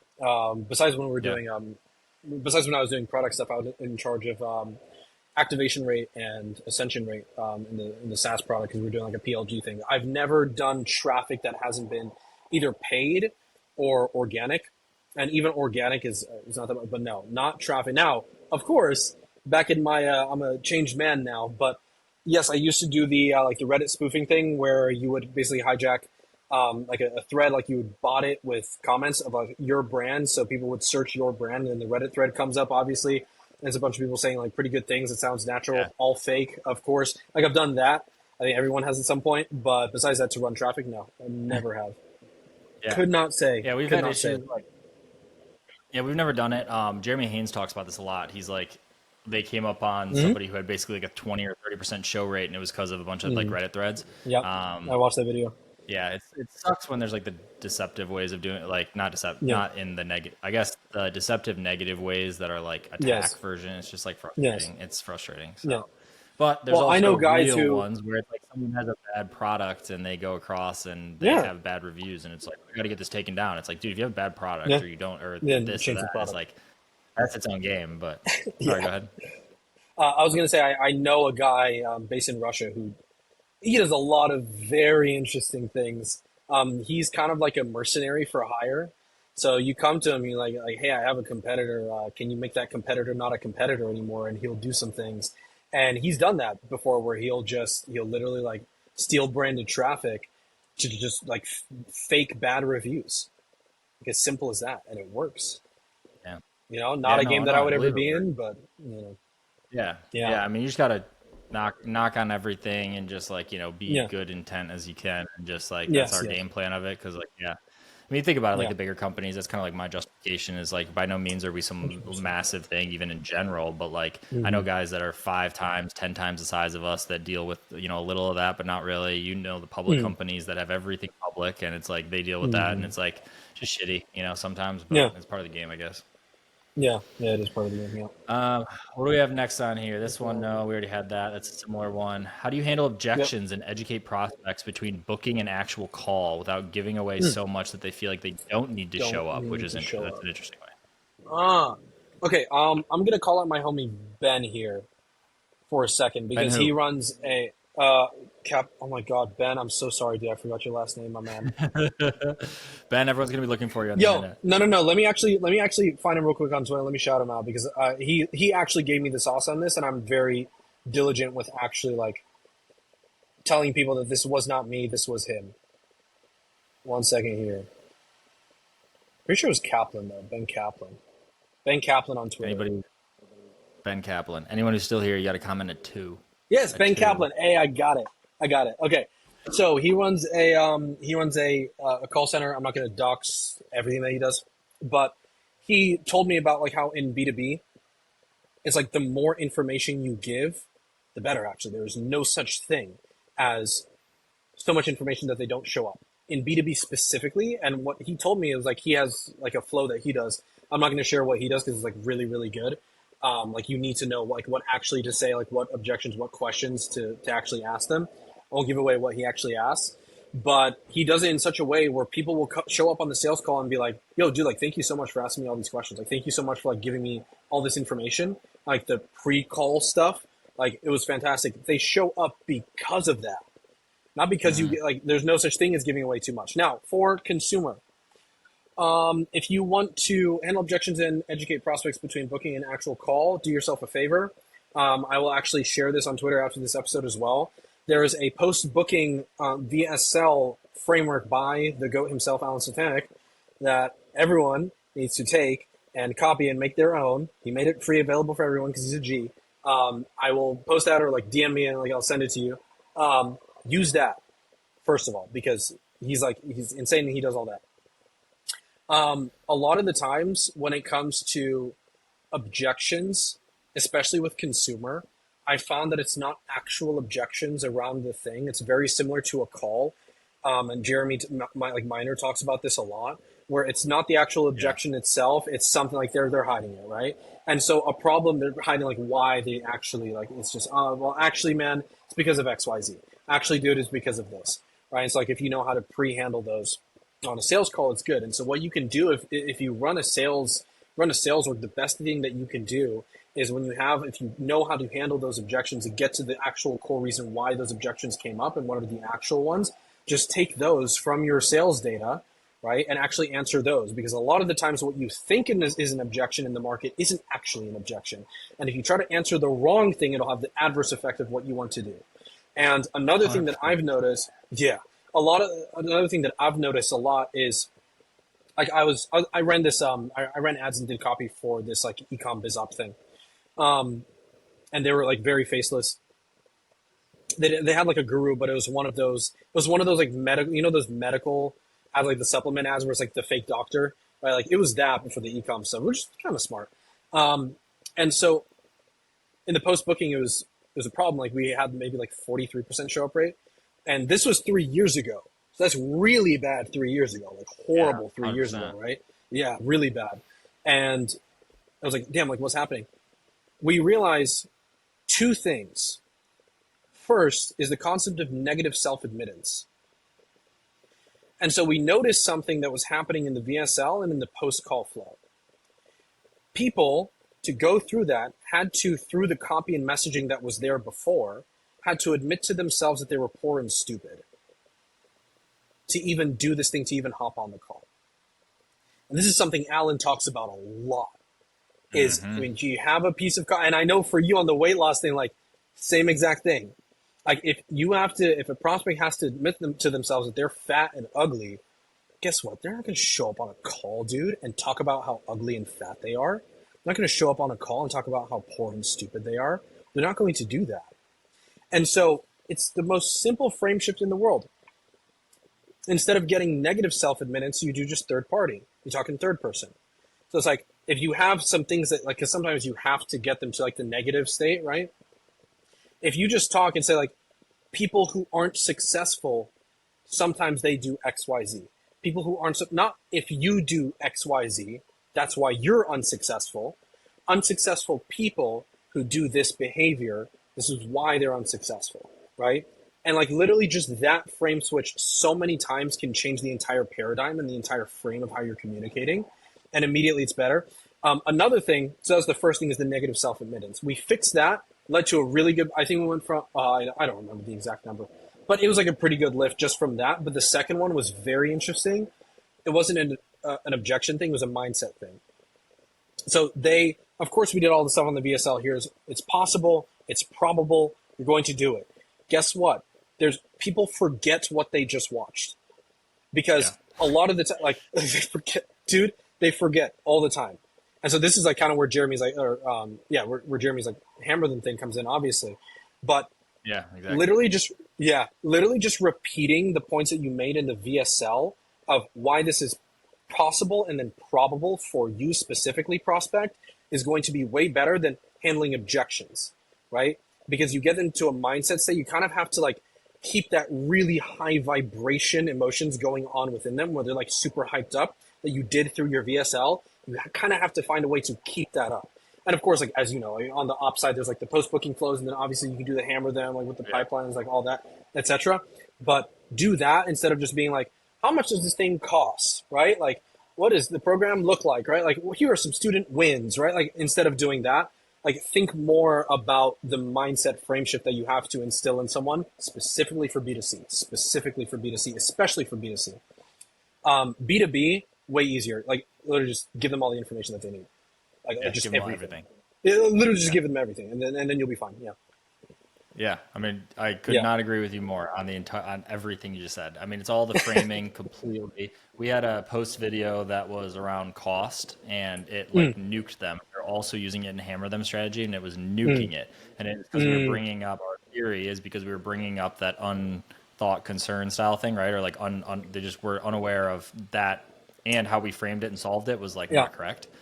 Versus we have another one now that like popped off on organic that we use that then we leverage there. But that plus we have multiple, like you said, basically following that script, and then the multiple questions, pre-objection, and then testimonials that are in the frame, like you said, using third party verifiable result. Like we did all of those, plus some more tactical shit for sure. But the B2B one you say is so funny to me. I talked about it on here, but I booked a call with somebody that I wanted to talk to. And it was kind of like, I wasn't that interested, but someone recommended it. And I was like, okay, I'll just do it. I go on their website, could find some stuff, some testimonials, but they were broad and they were kind of like longer. And I was like, whatever, like that's not my exact use case, so I'm not going to watch them. And I literally responded that the schedule page didn't work. The scheduled success page didn't work. So there was no, like, I didn't get redirected from Calendly. And then they sent me an email that says, sometimes it doesn't work. Here's the link. I click on the link. It doesn't work then either. I email back and I go, send me everything humanly possible you can before this call. And it's B2B, right? And they don't send me anything. And our call is in like 10 minutes. And I get an email and it's like, here's a testimonial, whatever. I click on it. It's like, hey, I see you asked for resources. I click on it and they had just uploaded it to YouTube 2 minutes prior. And I'm like, bro, and like it was helpful, like the testimonial, but I got on with them. And the real thing here is I got on with them and they had such a good offering and such a fit for what I was looking for that I did end up doing business with them. And it was just funny because I was like, guys, you need some love on this process though. It's bad news there. So that's funny. Well, that's a good sign for them. Yeah, that's a good sign for them. If their offer was so good that they didn't even need those things to convert you, that's kind of a good sign. It's like, dude, the potential is like, go to the for sure, but you and I both know you can have the best product in the world, and if nobody knows about it or gets to it properly, like that's not their goal. After talking to them, it's like they don't need this dialed-in process because the people who need to make it to them generally come through referral or through this or like organic, basically. So it doesn't matter. They don't need all the DR hacks and texts at this perfect time based on time zone and someone to dial. Like you don't need that because they don't do the volume. But that was a really good answer that you had. Next one, let bad KPI top spenders spend for top of funnel or cut them. I think that's just what? So if you're running an ad, and Facebook is spending on the ad and you have bad KPIs for top of funnel specifically, this is relevant for all. Got it. Or cut them. Yes, cut them. Next question. Not sure if you do much pay per call, but I'm so interested on how you generate quality inbounds. I feel like I was going to say, I feel like you kind of touched your way around this already, but what would your succinct answer for this be? Yes. So, with the repair offer, I was buying calls. There were transfer calls, so they weren't like direct. There were transfer calls from call center to then just outbound list, like, hey, are you interested? Blah blah blah, and then they get transferred over to us. So I've dealt with paper callers, and like we were going to onboard one who was doing like just pure like ads to us. I'll be honest, like I'm so unsophisticated when it comes to like the like publishers and like networks and like all that stuff. It's like it was just so like direct partnership, like so bare bones. And I just eventually I kind of like gave up and I was like, dude, I can fucking generate these calls myself. Like, why am I not, like, what am I doing here? And so just started generating the calls myself. And so I really liked the idea of like click to call, because I had done before that, I would do intake form, of course, is like a quiz funnel. I split tested between quiz funnel, see if you qualify, like, you know, all those different like intake forms. And then I would have my sales reps like outbound dial them the second like 2 minutes after they opted in. And so I'd have them dial them and then start a conversation. That's how I was doing it. And so I learned about pay-per-call and I was just like, oh, let me just switch it to short intake form and then button to call someone, right? So, okay. And so I was doing basically pay per call, but for myself. So so that's what the question. That's the Yeah, question. exactly. How do you generate quality inbounds? Okay. So, number one, don't do any of the insane like gray hat stuff that like the ACA guys, like there's a few other industries where they're just doing like ridiculous, like don't do any of that. That if you have to do that, that just means that you have a skill issue and you don't know how to sell your own thing. And so you have to tell people that they're getting an EBT card for $500, right? Because like you can't sell your own thing. So first of all, if you feel the pull to do any kind of gray hat or black hat stuff, stop and realize that you don't have the skill set. So get the skill set. Fix that first, because that is not how you are going to build a sustainable business pipeline, anything like that. No one will trust you or respect you. Okay, if you do, no one who actually matters will respect like black hat stuff. So that's first of all. Now, how you generate quality inbounds is very funny because it's like kind of like everything that we've been talking about to this point, which is just how to sell and market, period. And so it very much so depends on the niche. So I can talk about repair because that's what I was doing. So and MVA as well, but that was also the intake and then calling them, right? So first was it was very simple structure. It was just like outcome. Right? And so it was like, what was the outcome that they wanted? And then it was, what's the perceived trust level around this thing, which was massive for repair because no one trusts repair. Like everyone's heard of credit repair. Everyone thinks that it doesn't work. We had a product that actually worked. Like it was insane. It actually worked. I was like, okay, but I can't say, trust me, this thing works, right? Like same thing in MVA, which is also like a big industry for pay-per-call now, is like everyone's ran through the angle of like, these people are getting rich doing this thing, right? Like everyone's kind of ran through that angle, right? And so if you do that, you're just going to be put into the same trust bucket, right? And so it's kind of difficult because like that is the outcome, right? That is what you're saying, but you do have to like kind of switch. And so what I did for repair was I was like, okay, look, people want the outcome. They don't trust anyone, which when they don't trust a company, they don't trust the process that the company is saying that they'll use. It's as simple as it is. And so I was like, okay, what if instead now I just went so deep on process that they couldn't have a choice but to trust me, right? And so that's what I did. I'm not going to, because we do have to run through these, so I'm not going to go like super heavy. But it's the same thing I was talking about before. Like problem mechanism, like solution mechanism, like blah, blah, blah, and then deeper core reason why.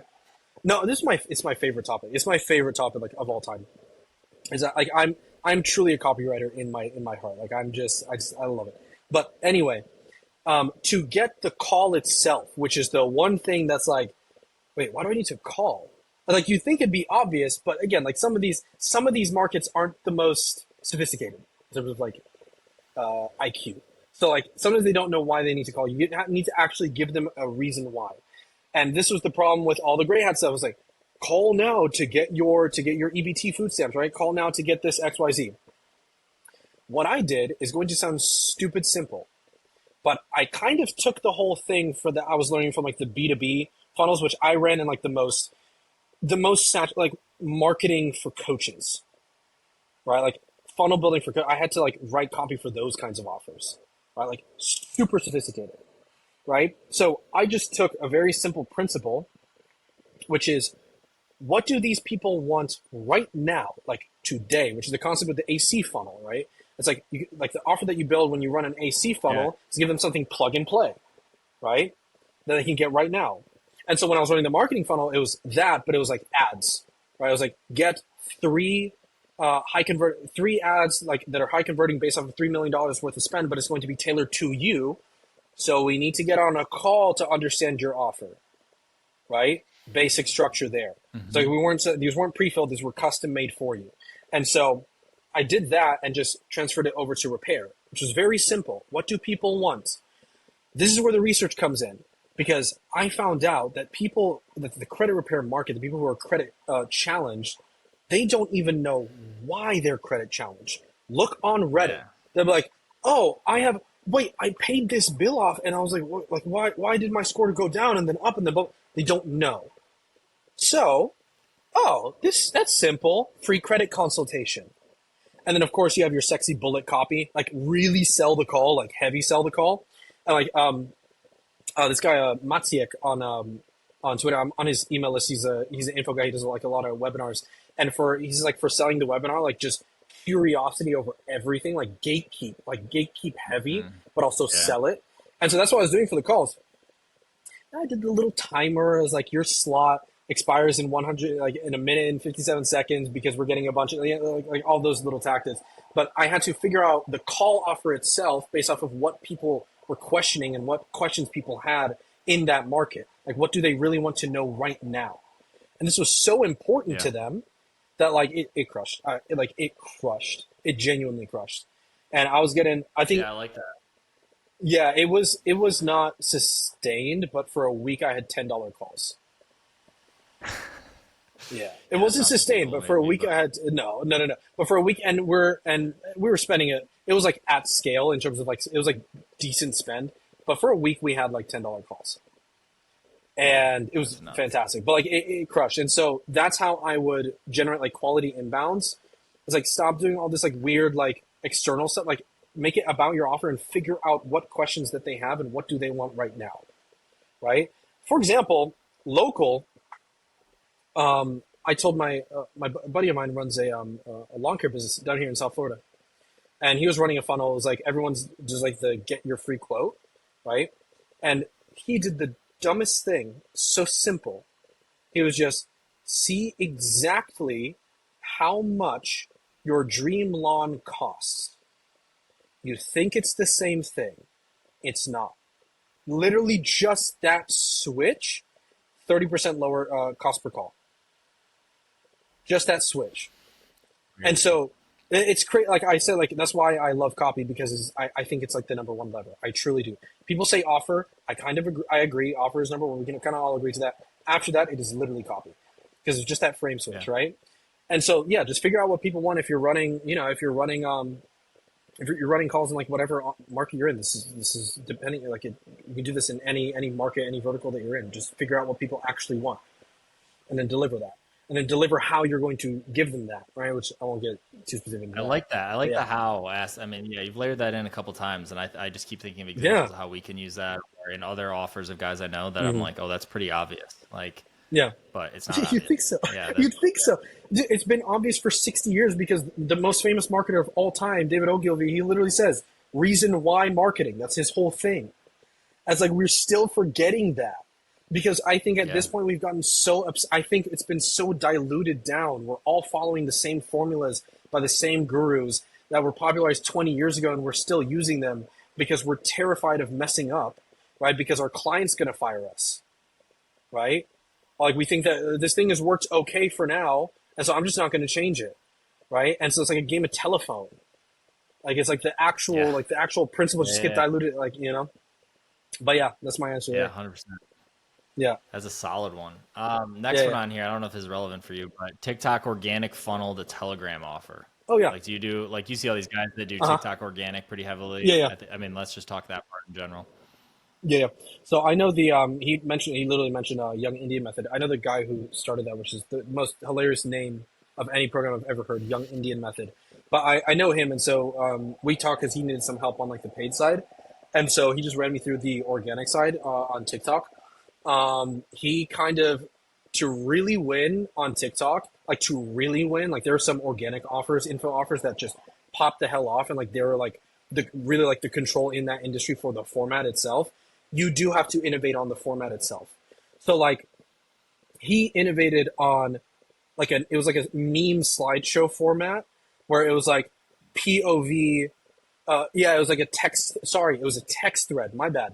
It was a text thread between his Indian employee, which was just I'm sure just him and his friend, like actually making these formats. His Indian employee, and it was like, "Hi, sir, can you please give me raise to 50 cents an hour?" And then the 50 cents, 50 cents an hour, and the response was like, "No, you're not worth that much. Keep working, Jeet," or something crazy like that. And it was like obviously it was like very like his your kids who was buying this program, right? But like he just rinsed that format forever until it stopped working, and then the whole offer stopped working because Yeah, like that's what was getting. And he couldn't innovate former. He like more. He just got really lucky on that like actual format of the thing that really worked. I would say you can do that.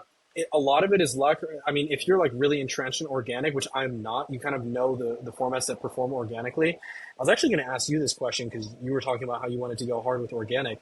What do you think about clipping? Yeah, I mean, there's different ways to play that game, right? Where it's Mm, like one is the content in general. And it's mm, like, are you dedicated creating it? Is that a whole nother job for said content mm, creation or AI or mm, whatever? Or do you have stuff that's long that you can turn into shorts that actually do it? mm, And different people have mm. different opinions I've seen. And again, this is not our game. So this is like my theory around this or what Yeah, I've heard. yeah. The ones that create them dedicated supposedly do better a lot of the time than the, Mm, Gary Vee example of taking something long and cutting it short. I don't think that's necessarily yeah, always true, but maybe a yeah, higher yeah. hit rate.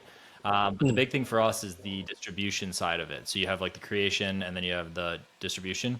So mm, distribution, you have people like Iman who control the assets. And like, yes, it does spread beyond that, but you control the mm, narrative where you are controlling the actual distribution accounts, which requires a mm, team or whatever agency mm, or someone to do that whole portion of it, not mm. just farm it out on WAP content rewards. Of And I course, think of the course. difference there is like the control you have is huge Mm, and how the mm, narrative goes or swings one way because they lean into whatever pocket starts to get it. And like mm, if that's not back to our thing about like congruency or mm, you have a lander that says you win a free cruise versus you have a lander that says this is the hardest thing ever. Like one's going to get way higher mm, opt-in or views or mm, whatever.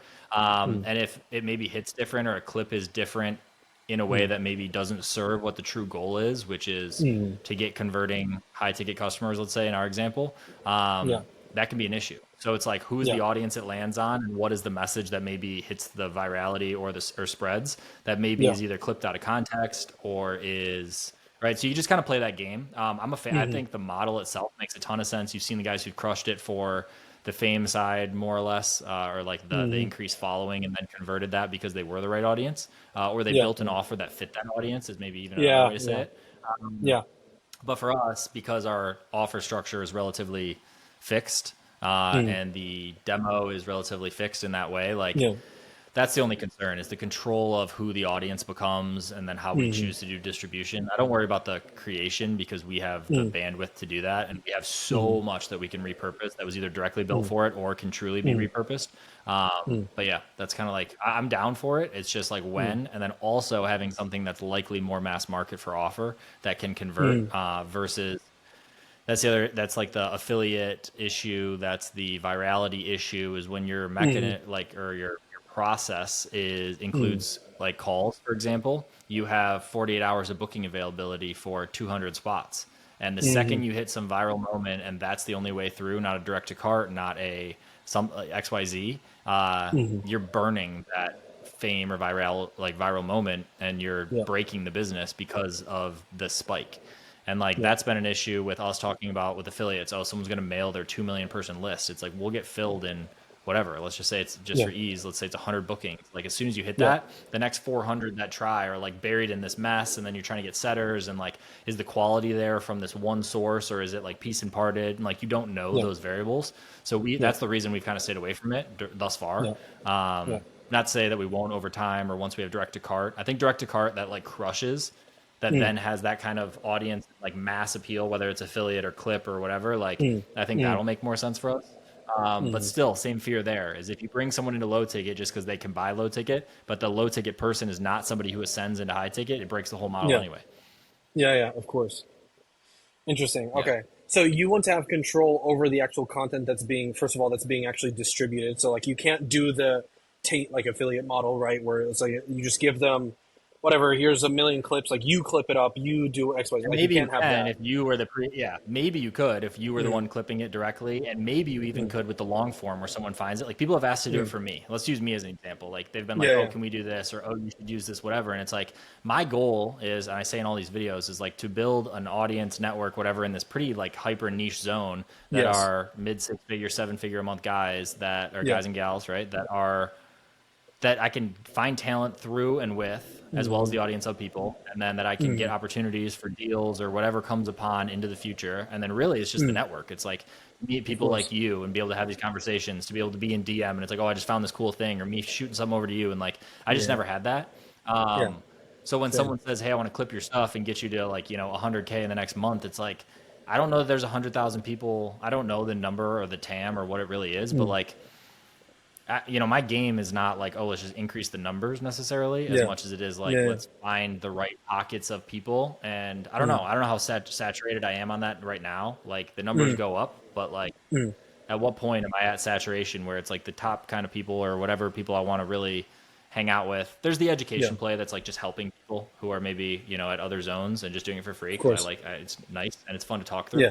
But It is. does the audience exist? Mm, Beyond that, inside where those audiences and shorts and stuff live with someone who maybe has shorter attention span. I sit here and talk for 20 minutes straight about yeah. the call reminder sequence. Like, you know what I mean? Like, Yeah. that's only going to hit for somebody. Like, seriously, like, it's only going to hit Yeah. for Yeah. somebody that it hits with. And that's kind of the point. I could do 10 times better, and all these people fucking shit on me because they're like, oh, you don't do this, and you're like a marketer. And one, I'm not a marketer. And two, I know what the game is. I kind of know what the game is supposed to be. And I do this Mm, much of it. And it's like, clipping is one of those things on the list. mm, mm. Gotcha. I can I'll connect you like after this. I can connect you to a guy who um we are going to, because I have like an ecom project on the side who we're going to be using as like a clipping agency. Um, Mm. I think he came in through like Eddie Cumberbatch's like clipping agency BizOp, which is really embarrassing for him, but he actually does really good work, and he will. It's kind of embarrassing for him, bro. But he does both well, like where you can control the content, but you also get the benefit of the distribution. So it's like kind of splitting the diff. So I can like shoot you over Yeah. his Twitter like after this. I know the WAP guys well, and they've talked about how, like, you see the people who blast them on X about it, or, oh, it got this, or No, they're allowing X content. But, like, they also have, like, a really innovative thing kind of built where they have yeah, it's cool. It is cool. And I think you yeah, can limit certain audiences, and there are going to be mess ups, and like it's tech and of it's course, whatever, and the people are going to play the system. But like, yeah, I think what those guys, side tangent, what those guys are building is very cool. It's clearly like, it is. young money Twitter vibe and stuff. But like, Mm, I think as they continue to grow and maybe expand beyond that, like they're going to be a mm. beast, and Oh, they're just absolutely, playing the game right now. But it's, yeah. absolutely. And they got Yeah. the VC capital to back, so they're gonna do. Yeah, they got the VC They're capital and they gonna got the go. names. They've got the Yeah, names now with Iman to yep. own info Iman, yeah, coaching game with them. Yeah, so yeah, cool. These next two, hooks, angles, already did that. Sauce on yep. biz loan offers, already kind of did that. Next one, Yeah, yeah. franchise biz op offer. What does that mean? Yes. So I made a post on. It was the smartest info. Actually, here. Let me just bring this up. Sorry, once more. It's about an info offer here. Do do do. Anyone who's still here, 2.5. We keep doing this at the perfect breaks. Okay, yeah. The smartest info offer owner I know just switched his entire business to a franchising model. So he's kind of swiped the economics from eXp Realty. Full incentive alignment between him and his customer, franchisee, 10x higher ACV, just longer across longer time horizon, lesson in there. So he's doing something where it's like an MLM, but it's not actually. So if I take it, because I'm not about to dox him because it's genuinely a really crazy model, but let's say you run an agency, like how to start your own agency thing, right? Instead of selling a course on how to start your own agency, you license out your agency model. You he charges people for the program and the knowledge and the implementation, but he has like you don't have to worry about fulfillment. You don't have to worry about taking sales calls. We'll do all that. You generate pipeline. You generate calls, booked meetings. Here's how you can do that. Uh, And then the course goes there, right?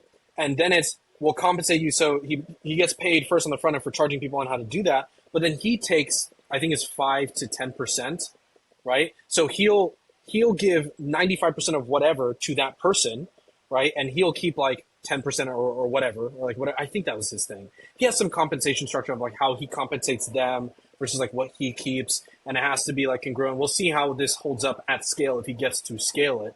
But this is a guy who, this is one of those like top ClickBank offer guys, mhm. right? Like this is one of those dudes. He's like actually one of the smartest info offer owners I know. This could be he's schizophrenic or like he has dementia right now, or it could be the greatest idea of all time. We'll Dude, see. But yeah, I didn't realize that's what this question meant, and I could talk on this for the next 2 hours, and we have 27 minutes left because I have a hard stop. But dude, this is so much top of mind for me right now yeah, that I probably use the wrong words, but these are the ones I keep using. about Okay. how the fulfillment model and the monetization model can be Yeah. so different across the Yeah. vast, like across. So for his example, right? Let's say, so he's doing, call it group coaching, or it's Yeah. basically it's a course plus, probably whatever, either one-to-ones or group coaching calls is the Yeah. classic thing. Most Yeah. people are going to use the monetization model of either lifetime access for 5 grand or whatever. They're going to use Hmm. maybe something where there's continued coaching. So there's either a back end something, or they're going to have it right off the rip as it's 5 grand to start and then 2K a month, like these different options, right? That's Yeah. like 99.99% of people's monetization model. Yeah. Yeah. I have been vastly searching this and Mm. hearing some crazy shit on how people do this, all the way to Uh-huh. like think of the nth degree that you can take it. And this is exactly Yeah. what I was talking to you about how you structure not the fulfillment of you doing everything, but the Hmm. monetization play of how you do everything. Hmm. Because Hmm. instead, the deal structure can go as far as like, if it's a business that has some sort of exit value, can be equity. Hmm. It can be the next Hmm. tier back, which is probably profit share. The one before that is Hmm. probably rev share. Like you can go Hmm. down the tranches, and those two can kind of flip depending on where Yeah. the margins sit. But like Yeah. all the way back to where like someone either doesn't even pay you because you're learning while earning, to you're making 5 or 10 grand a month retainer, to you're making performance pay, rev, or this, to like you have equity. Now, Yeah. the difference on that in the fulfillment model, this is like so top of mind, is how you service it in tandem to how you're paid on it. Because you got to think of Mm. the highest leverage possible is very likely Hmm. going to be one of these percents, whether it's Hmm. equity, profit share, or rev share. How Hmm. you fulfill on it, whether it's your time, whether it's a course, whether it's coaches or you coaching, whether it's group Hmm. like the top tier example I Hmm. heard of this, the guy makes multiple 8 figures a Hmm. year, has Hmm. equity positions in a ton of these companies, and does fulfillment through group coaching calls. So you basically, yes, think about this. So you have twice a week, you Okay. have 2 hour blocks, let's say. So you have 4 hours of time that you're spending for your fulfillment Yeah. as that. Okay. The monetization, instead of charging 5 grand a month or whatever to access this guy's time in a group coaching setting, not one to one, Yeah. which is the highest Yeah. leverage, Yeah. he then has equity as his monetization play. So these are all exitable businesses. They're like in the software game. So he has equitable things where he literally gives his time through group instead of one to one. And think about the leverage of that, right? You have this much time, and then you have the biggest back end possible because these are Hmm. equitable like companies that Hmm. could sell.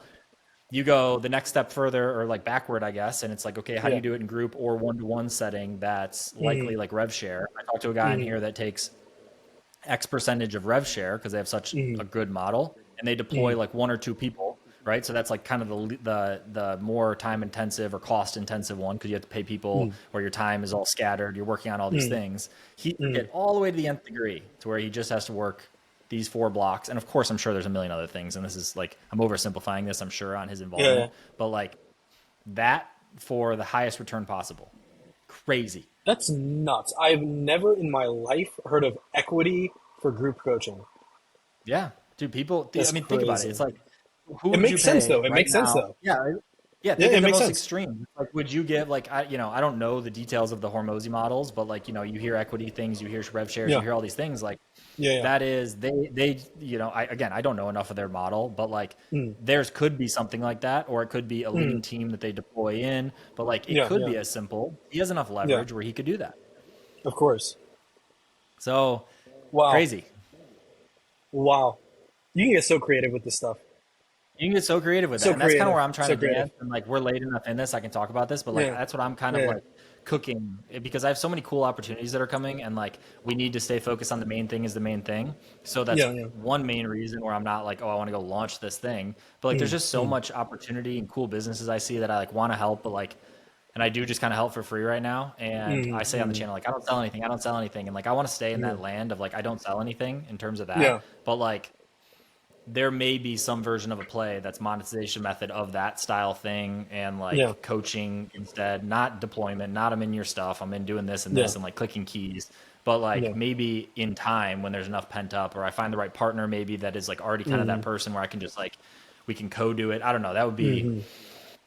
that's something that's attractive to me because of Mm. the model and the Do upside. you think that? Do you think that's more of like an auxiliary thing to what you're doing now, or do you think that's the next like Yeah. step up? Auxiliary. Well, it just depends. Yeah, I mean, like it would definitely start as auxiliary just because like I'd want to Okay. feel it. But we talked Yeah. about this a lot internally. But it's like at Yeah. what scale or size, like because we have so much horsepower within sea level and then also us, like there is overlap Of course. where we love this. We love working. We love like the games. I'm so stupid, Yeah. but like I just like building stuff and like skill Yeah. Yeah. leveling up. So I see it as probably the same amount of work just in what vehicle. So it's like how much Yeah. time do we allocate to this? Or and the other thing is like at certain scale and size, ideally we get to where it's like machine enough that it does a lot of these pieces and you don't need to be on it 10 hours a day, every day, 7 days a week. Like Of but if course. you want to work your 10 or 12 hours, you want to be on a computer and you can do that better and probably do it in like, I'm bad with time management, but like, let's just say it's that it can be half your time. And there's definitely the play, is this shiny object? Is this, and this? And I don't really know. But the goal would be to get this thing up to where it's like a machine, it's growing. You can own your portion because we have these other, co-owners and leads and performance pay people that really own their own zone. To where Yeah. like you're Yeah. almost in their way if you're doing things. So if we do that correctly, then yeah, the time requirement, and then your head is in free space. And is that cool? Because you're thinking of these way bigger things and to take this one further, or does this one have its kind of natural trajectory of XYZ? And then there is time to kind of noodle around on this, or just, that's what I'm saying, like almost with a partner, because I think it'd be cleaner with that or someone, because yeah, I just think that would be cleaner external to this. I don't know though. We'll see how that all shores out. And like, I'm not Yeah. in any rush to do any of that necessarily, Yeah. Yeah. but there's definitely opportunity for it. Yeah. That's you just gave me some perspective there because I was like that's interesting, but I was kind of skeptical about like the original post that I was talking about like, of that guy Yeah. like with the franchise thing. But like, yeah, there's a guy who's doing Yeah, I mean, it's just the online version of it, right? I mean, like if Of he has a course, really yeah. good model, it's the same thing as like the licensing model. Like I don't know if you Yes. talked about it in a video. I keep mentioning him, but like I consume a lot of his content, and I think I like how Yeah. he Same. thinks through things in like the framework. But he talked about how the reason Gym Launch sold was essentially it was licensing, and because the recurring portion and the recurring revenue that was around them basically producing ads at their cost, testing ads on their cost, and then finding winners and giving that to them as like just the very bare bones. They have all the other stuff, the info, the coaching, the education, all the stuff around it. But like that piece as like a deliverable that was recurring inside there was a big piece of like why people would stay, right? They were licensing those materials. So in this Yeah. exact example, a franchise, which there's a big difference, and I'm not a franchise person, but there's like three things I think that make a franchise. And like if you hit all three, you get like screwed and you have to be under franchise law versus licensing where if you only one or two, I think is how it works. I don't know. I'm an Yeah. expert. But it's that model. It's like if you already built it, then you get either same thing, monetization model. If you're a franchise, Right. you're getting a percent. If you're Right. not franchise and you're licensing, you get generally $2K a month that they pay in recurring to access the stuff. And it's like Yeah. the Yeah. Yeah. differentiator there. Wow, that's interesting. Yeah. I mean, Actually, give me it makes sense. It makes sense. Yeah. I want to explore that with you. I want to explore that with you like more now, but I know we still have some questions. But we're definitely going to talk after this because I have Yeah, some, no, I have some I'm ideas. sure I there'll want be a you to round kind two of. of this. I'm sure there'll be a round two. I don't know how to do these long ones though, without this being like Oh, very difficult for someone to follow along with. Do you know the gist of this one? yeah, yeah. So If this not, one I have no idea. I wanted okay, we can skip it. something. Yeah, yeah. Also, it's black hat. Don't do black hat. Okay, that's my answer Okay. there. Selling lead flow. Next one is kind of two. Selling lead flow in tricky niches when companies aren't listing affiliate programs publicly, and gaining Something like access to deals that are TRT. publicly available. Also, So affiliate affiliate offers. offer second. I'm not an affiliate. Some people think that I'm an affiliate because I'm like direct response. I'm not an affiliate. Not the guy to ask this question. Okay. Wish I knew the answer. So sorry. Wish I knew the answer. I do not. No idea. Not an Okay. affiliate guy. Sorry, man. Yeah, Sorry about that, dude. I actually have some context for this one, which is interesting. Ooh, okay. Who would have thought? Who would have Let's thought? go. And this is probably not what he's asking, but one of the Huh. examples of this is when I was running with those media buyer guys. They crush 2-man team. They are killers. They do massive spends, and one is like kind of more business strategy taught the other one, and then now the other one is like the full time, 20-hour a day media buyer, sicko, like just in it. But they will do really cool stuff that they do a lot of pay per call. They do everything. Like they'll find a pocket and like hit it, but they have their kind of like more evergreen stuff. and they will do really cool things. It's not really affiliate offer necessarily stacking, but like lead gen stacking, where they will take, you know, the basic stuff like, oh, they're going to run 24/7, but during these hours that are XYZ of call, it's going to the call and then this other thing on the back end, whatever. Then on off hours, it's the same type of flow where you're maybe getting a way less call because it's in the 24/7 center, which is, you know, lower RPCs. And then on the back though, they have these form fills that like more than liquidate it. So they take that form fill as a true form fill when during the day they wouldn't take it as a form fill because they can route it. And they're not like, you know, they're doing exclusive. So they're not doing doubles, but the others you are allowed to do that. So it's more so like taking the same funnel and like squeezing it more for 24/7 coverage versus that. So they get their like really high over here, but they make profit still on these like off hours, but they do it in like a different way. I thought that was interesting. And then also some of the stuff with how they'll, again, I don't know if it's stacking as much as this is routing, but they'll do stuff similar to that where they have really good direct deals and partnerships, not like through networks, that they will route based on or based off of that they can like dupe out. So they'll again have certain things that are exclusive that they won't, that'll come through, and then they'll have like super, I mean, these guys are like white hat, like really good at what they do. And so they follow all the rules. But they'll do stuff like that where if they have exclusive versus not exclusive, they can take the form data and do that, or they can route through. And I'm like, oh, that's pretty interesting because they can monetize it in multiple ways. Someone who fits this bucket also fits this bucket, and they have the compliance checks and stuff to make sure that they're allowed to do that, which I thought was interesting. And so are those guys selling two different offers to kind of like the same like list, like the same input traffic, but two different offers? Yeah. Okay. And I'm assuming like cool. complementary offers. Okay. Yeah, exactly. Yeah. It's like, I mean, imagine you're running, you know, let's use simple examples, but like ACA and debt, right? Like you have filling out certain things around like how much credit or whatever, where you sit on this, you can also route them for the other, as long as you have like the correct relationship or the correct thing. But it just brings that overall blended blender up, which then is the true number you're looking at, right? You spent $100 grand, did you make 110, but now you make 115. It's like, that's a lift. That's a real lift that you can have margin for error in other zones. So yeah, that one. That's actually good. That was a good example. With affiliate version of this, I've seen people go ham with, again, I don't really know what they mean by stacking as much as like multi-hit. Like I've seen people crush doing capture on affiliate and then using that email list and then splitting the list, like take it like to the nth degree. It's like they're hammering them with multi-offer. They're then hitting them with upsell on it because they have back end to the affiliate as well. So then they are part of the rev on the back, and then they also will do things where they split the list and then have completely dedicated personas. It's kind of like the decision tree just goes like whoop whoop whoop whoop, and then it just keeps going and keeps going and keeps going ad infinitum. It's crazy. Literally. Yeah, no, there's some guys who are absolutely cracked. And actually, to answer, I didn't think about this before, which is funny, but my brain's kind of getting fried right now. I need my Adderall. I don't know where my dealer is, bro.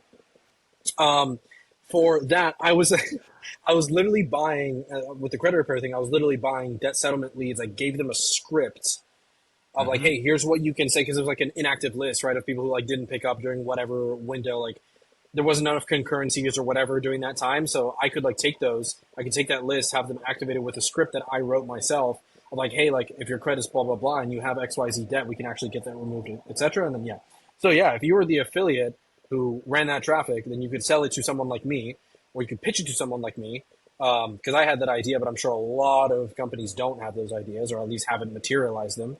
And you can just sell that if you're an affiliate, especially in pay-per-call, I feel like. Yeah. I have a quote that I like from Hormozy where he talks about like how else, like what you talked about, the untapped monetization or what you call it, hidden monetization methods. Hidden economics. That's from Alan. That's how Alan describes it. I like that. Dude, we're all just distilling somebody. At this point in life, I think. But he talks about how having partnerships on the back, like simple example, but you sell it over to the chiropractor that's next door because you do some back something where it's like an e-com thing, but you sell it to this. And his quote on that was, be okay with only getting whatever CPA basically that you're getting from them up until you figure out that they're making more money than you are for your leads, and then you're in the wrong business. And I'm like, that's very interesting. Like, you know, we have that, right? Where we could farm stuff out to the HRTs or the this or the that or whatever. And it's like, we don't want to play the game on purpose, but like let's be real. Like I saw that guy post the CAC to LTV multiples on some of these industries and it's like crazy. And I'm like, but that's just not our game on purpose. But a lot of these guys, that probably is their game. And there's a very easy way to do that with partnerships and data selling and stuff that, again, I don't know the compliance on this. So like do your own research because we don't do this, but like there's a lot of hidden economics. Oh yeah. Speaking of CAC to LTV, I saw a dashboard from on telehealth. I was just like, what the fuck? Yeah. Give me so much FOMO. So much FOMO. Yeah. I have to ignore it. I know guys in PR that were doing e-com that literally just dropped it all and went into telehealth because they saw the numbers and just cook. Yeah. Just cook. Yeah. Yeah. I think, isn't Stefan in telehealth? I don't know. I think he talked about, I think I've heard him talk about it, but I don't know enough about his stuff. Yeah. Okay. Yeah, that's crazy though. Next one we got on here, add creatives for every type of platform. No, I don't like that one. How are your tracking analytics on the paid side? I have a disconnect figuring out my CPA for high ticket products from paid. Oh, I got this too. I'm disorganized here. How do you do this? Okay. So I'm going to say mine first, and then you're going to embarrass me with your answer. So due to the fact that I didn't have to build a lot of the things that I did from scratch, especially on the SaaS side, like we had a data science team, and the stuff that they did was as far as rocket science that I could, like, I looked at like some of like the models that they use, and I was like, Jesus Christ. The only thing that I could do was they would just tell me, hey, here's the data. This is what this looks like. Figure out a way to get this up. But they actually had the visibility. My stuff is as simple as you could get. My source of truth is always like MER. Like that's like my number one thing. Like if you forget like attribution, you forget like all the, just want like one blended metric, like, cause it sounds like this guy, I have a disconnect figuring out my CPA for high ticket products from paid. How much have you paid and how much contribution dollars did you generate? And then how much revenue did you generate? It's kind of like, there you go. Right. Like that's the answer to that question. And then you have that distilled down based off of how many channels you're doing. So how much did you spend through Facebook? Okay. How much did you make from Facebook attributable revenue? And I am not the guy to talk to about attribution models. You would cook me here. I've done like the data driven, I've done like the last click, first click. Like I keep my like Facebook attribution windows like on the default, right? Like I do, it's just default attribution. So I couldn't tell you. It's because we were primarily on Facebook, and what I care about more is, since I'm a copywriter, I care more about what ad and messaging kind of like converted to the sale versus, and so that's as simple as just having creative IDs and making sure that you're tagging every prospect that came through, like with your like your unique link tracking and all that stuff, having the tags in the CRM. It's as basic as that. And then that's as much as I do on the analytics. I want to see, okay, this ad spent 200, generated 1,000 in pipeline in actual like ACV. This ad generated spent 200 and it generated 1,500. What are the differences between the ads that could have contributed to that ACV? Let me cross-reference the actual sales call recording and like the forum data, and then maybe I'll make some lead scoring model, right? Now, what I'm getting into right now, which, oh my God, please help me with this. We'll talk about this after. I'm trying to do cohort-based like lifts. So I want to see, because obviously when you're in lead gen, it's not just like your first 7 days, right? It's not like all performance-based. You have 30, 60, 90, 120 day lift on a thing because of whatever activity that you have in there, and like all your sales reps are going through your pipeline.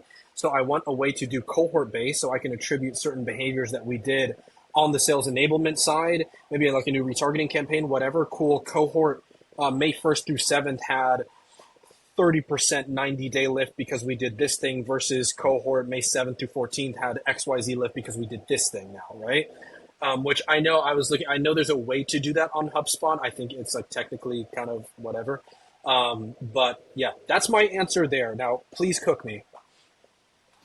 There's no cooking to be had. I know. I mean, the call side of it, so a lot of things. So for lead gen, let's start there. So the guys that I was running marketing tech, basically, like they're just friends. Like I was just building this stuff out and I was learning while doing it. So I was just happy to do it. That was just like a fun game. And for them, there's different games to be played where if you're getting paid CPA, you're getting paid, on whatever hurdle on a call, if you're getting paid on these different things, number one thing, so they're running on RedTrack. All those tools work, the volume, the RedTrack, this, that, the other things for this model of lead gen, because all you're doing is just making sure that click ID just carries through everywhere and it goes everywhere it possibly goes. And again, this is singular This is not built for omni. Oh, they clicked on my this and this and this and this, and where did they go from here to this? This is not what this is built for. This is built for like, this is what they clicked, this is the action they took, and then how far can you carry that click ID throughout? So they then get on a call, it's pushed, and it's inside Ringba now. They then are inside Ringba, and it goes to whoever else's retriever account for the actual buyer, let's say.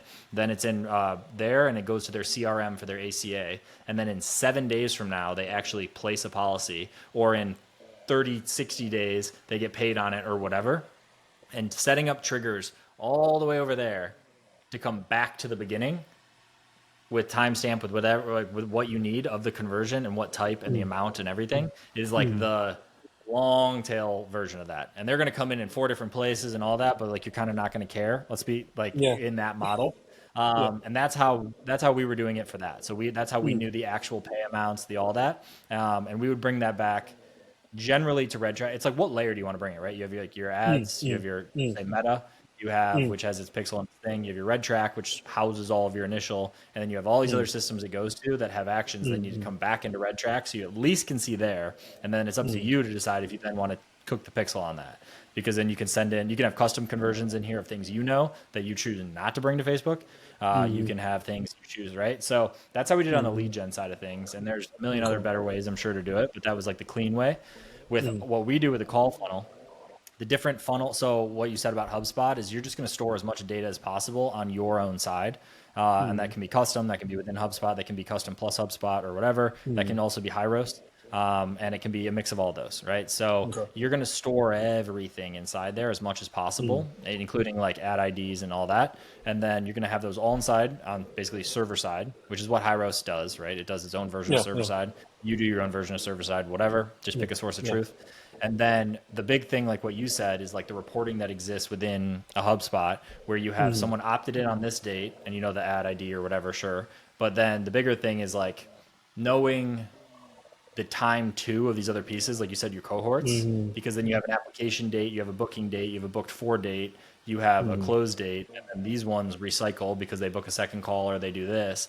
But you can build out all of that reporting inside HubSpot to know like your time too of things, and then you can layer it in by ad attribution or whatever. And then also all of this is going into Hyros, which is the one that I found so far is the most beautiful view of your multi-touch, because that's the issue is when you get to attribution models, like scientific, generally speaking, is like what most people are going to base off 30-day there. It's like what initially got it within the generalized window of how long it takes someone, which you need to track for them to go from lead to close, right? From first click to close. So if it's within 30 days, you're going to need a scientific 30, let's just say, and you're going to run it on that. And that one chose the best journey. Because if not, you have to build something custom that looks at your HubSpot data and is like this and this and this, and they clicked on these pages, and like it's just Hyros is so clean for that. But to go like a little deeper, we don't use Hyros for cooking the pixel. We use a custom setup for that just because it has better matching and like cleanliness. So we are kind of doing like making decisions on this data, but like feeding based on this data, which I kind of don't love in alignment, and we'll see where that navigates over time. But this tool that's custom eventually probably could just look like Hyros because it has all the touch points. So you could just do it, but they just don't have a good viewer right now. So I don't like it because I like to see. So yeah, I mean, we're saying the same thing. Okay.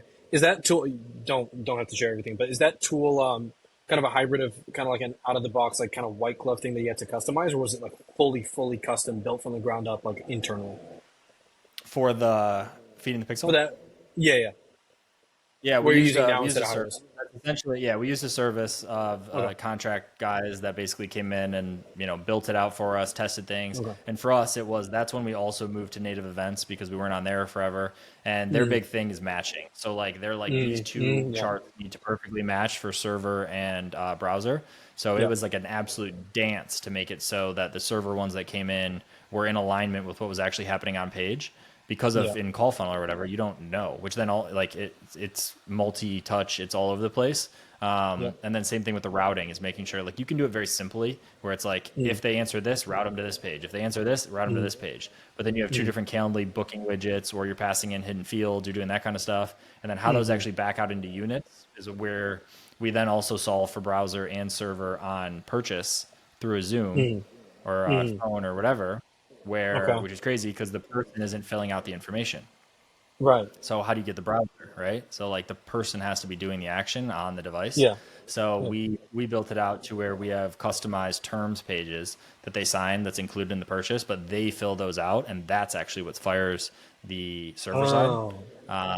Yeah, so it's like we get because we get the browser and the server side. So they fill Yes. out Yes. that form. They fill in all the information that's basically like a purchase. It is a purchase. Right. It's post Right. Right. purchase, and they'll go to that one time. So you can't just throw it in a membership site and fire your purchase every 12 seconds when someone loads page. You have Yeah. to do Yeah. it on something that's one time, but post purchase / in the purchase process. So we do that, and then you're going to you're going to then do a lookup of all that information in HubSpot. You're going to have all your server side information of the initial attribution, the initial click, the ad ID, the everything, plus all the other information you've gathered. And you can send the most full picture, beautiful as a server side event the second that thing fires off on browser. When this launches, I'm gonna replay this in the entire portion that you just said about 10 times. Yeah, Like guess what? There are people who use Kairos raw with server side only, and have nothing on page for high ticket backend purchase, and fucking probably cook us on ROAS. So like, that's just a thing that we are doing and like are trying to optimize for. But like, is it necessary? No. Did we run it and do 60 whatever million before we made that change? Yes. Like, did we use custom conversions and what? Like, I don't know where I stand on that still to this day, but I know that people have had really good success with it on low ticket because of the matching is so much better. The high ticket stuff is still questionable in my opinion on like this delay, and like it sounds like it should be better. You're giving them the right feed, the right information at the better, like the accurate times, and the more full picture. But I just don't know if that's actually the case. I mean, too many variables to say, oh, we changed that and that's what made everything better. Yeah. I think I found you were talking about like the hiring a kid who just like work basically my little slave, and then I'll teach him some stuff about my stuff, and he'll just like just do stuff for me. That was me. That was me, by the way. That was me applying for Luke. That was literally Luke saying, "I'm going to teach someone all marketing, sales, funnels, copy, all this." And I booked the call onto his calendar and built sales pages for him every and got paid $1,000 every 6 weeks. And next thing you know, we're like business partners fully in this, and then we're a call funnel, and then we're here. So like, I don't diss that grind. I love that grind. It's just like that was me too. That was me too. Yeah. It just costs the person more to do it. Exactly. Yeah, you're right. Because you have to spend time training. I think Hormozy was talking about that too. Like, I'll work for free isn't an offer for you, for the person, because they have to spend their very high value time training you. Yeah. I want someone who understands. I need to understand this stuff because that's markups, and that's really where I'm lacking. Yeah. Do you do only affiliate or have your own? No. What traffic source? No. Everyone pushes outbound.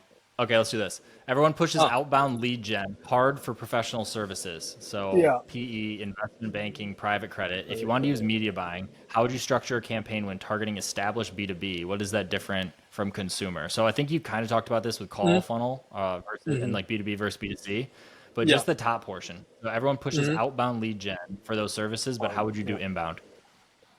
So I'll talk to you about my experience running ABM campaigns for the enterprise portion of the SaaS company that I was in.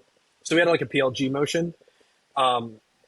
It was kind of like they kind of eventually like shut it down because they realized like, oh shit, like just our activation. It was a free trial PLG, free 14-day trial, and then they were hoping to like ascend them. And like I did some work on the activation rate, like it was decent, but their whole goal was like same thing like here with your info product. It was like ascension rate into like the enterprise plans. Just was not working, and this is the case with like 90% of SaaS PLG motions.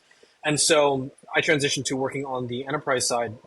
We had a director of demand gen who was like an absolute wizard with like ABM campaigns. So I'm going to say this.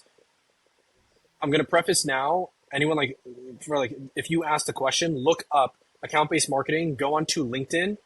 Look up guys like Chris Walker. Like if you're in like actual like SaaS. Like either VC backed or if you're bootstrapped, but like you're just in the SaaS world, look up the guy. His name is Chris Walker. He has a podcast called Revenue Vitals. Listen to him religiously. He's like he does exclusively 9 and 10 figure SaaS companies.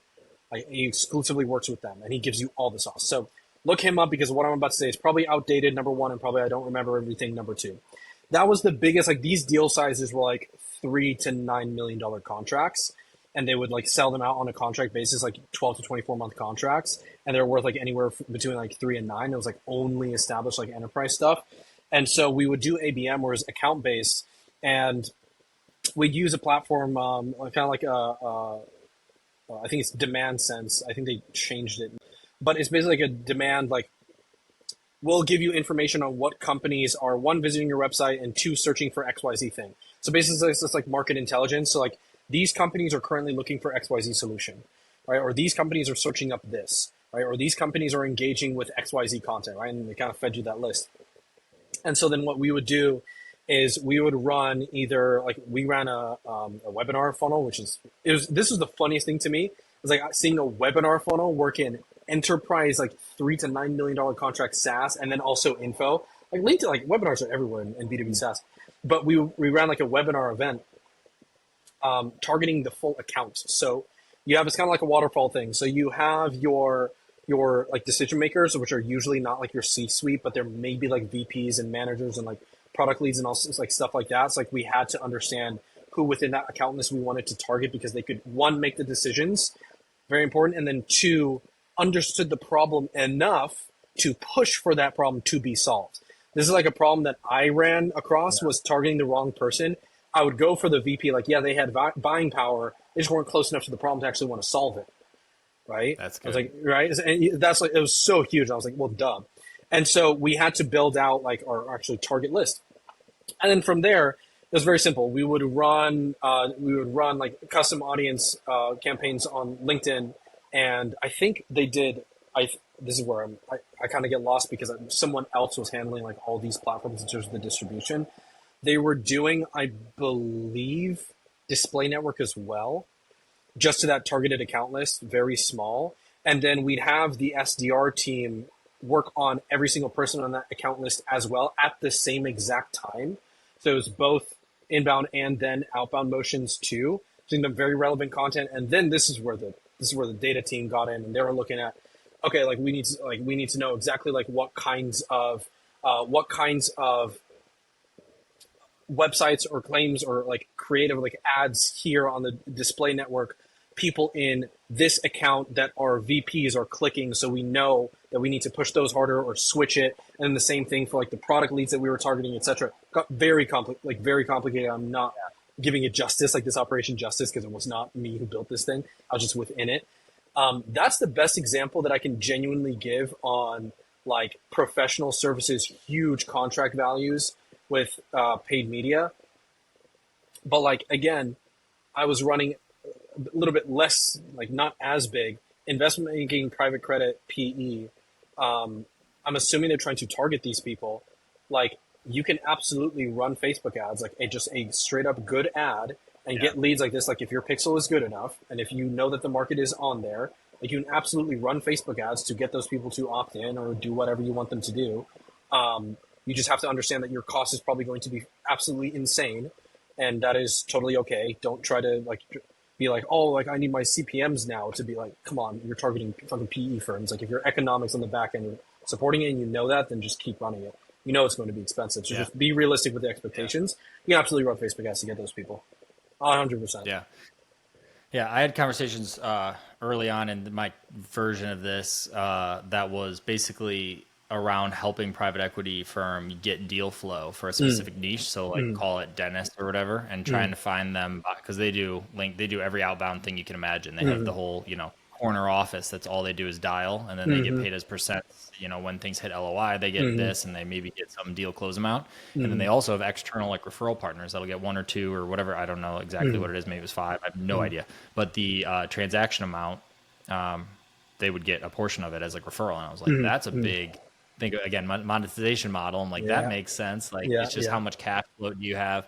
And I ended up talking to a guy, and he was like, yeah, the real game is to almost like have that entire sales floor. So basically get them to LOI. So which is way different, right? I mean, you're talking like 92 different things on that. And I don't know that world well enough, but like if you can get them to that stage and then deliver them, it's like the amount that you get is so much higher. Or you are the one actually doing the roll up yourself, and then you just package it and sell it off to a private equity company with a bow on it. And it's like, there's a lot of ways to take the skill set and use it across different industries, but we are 8 over, and we got one more, and I need it.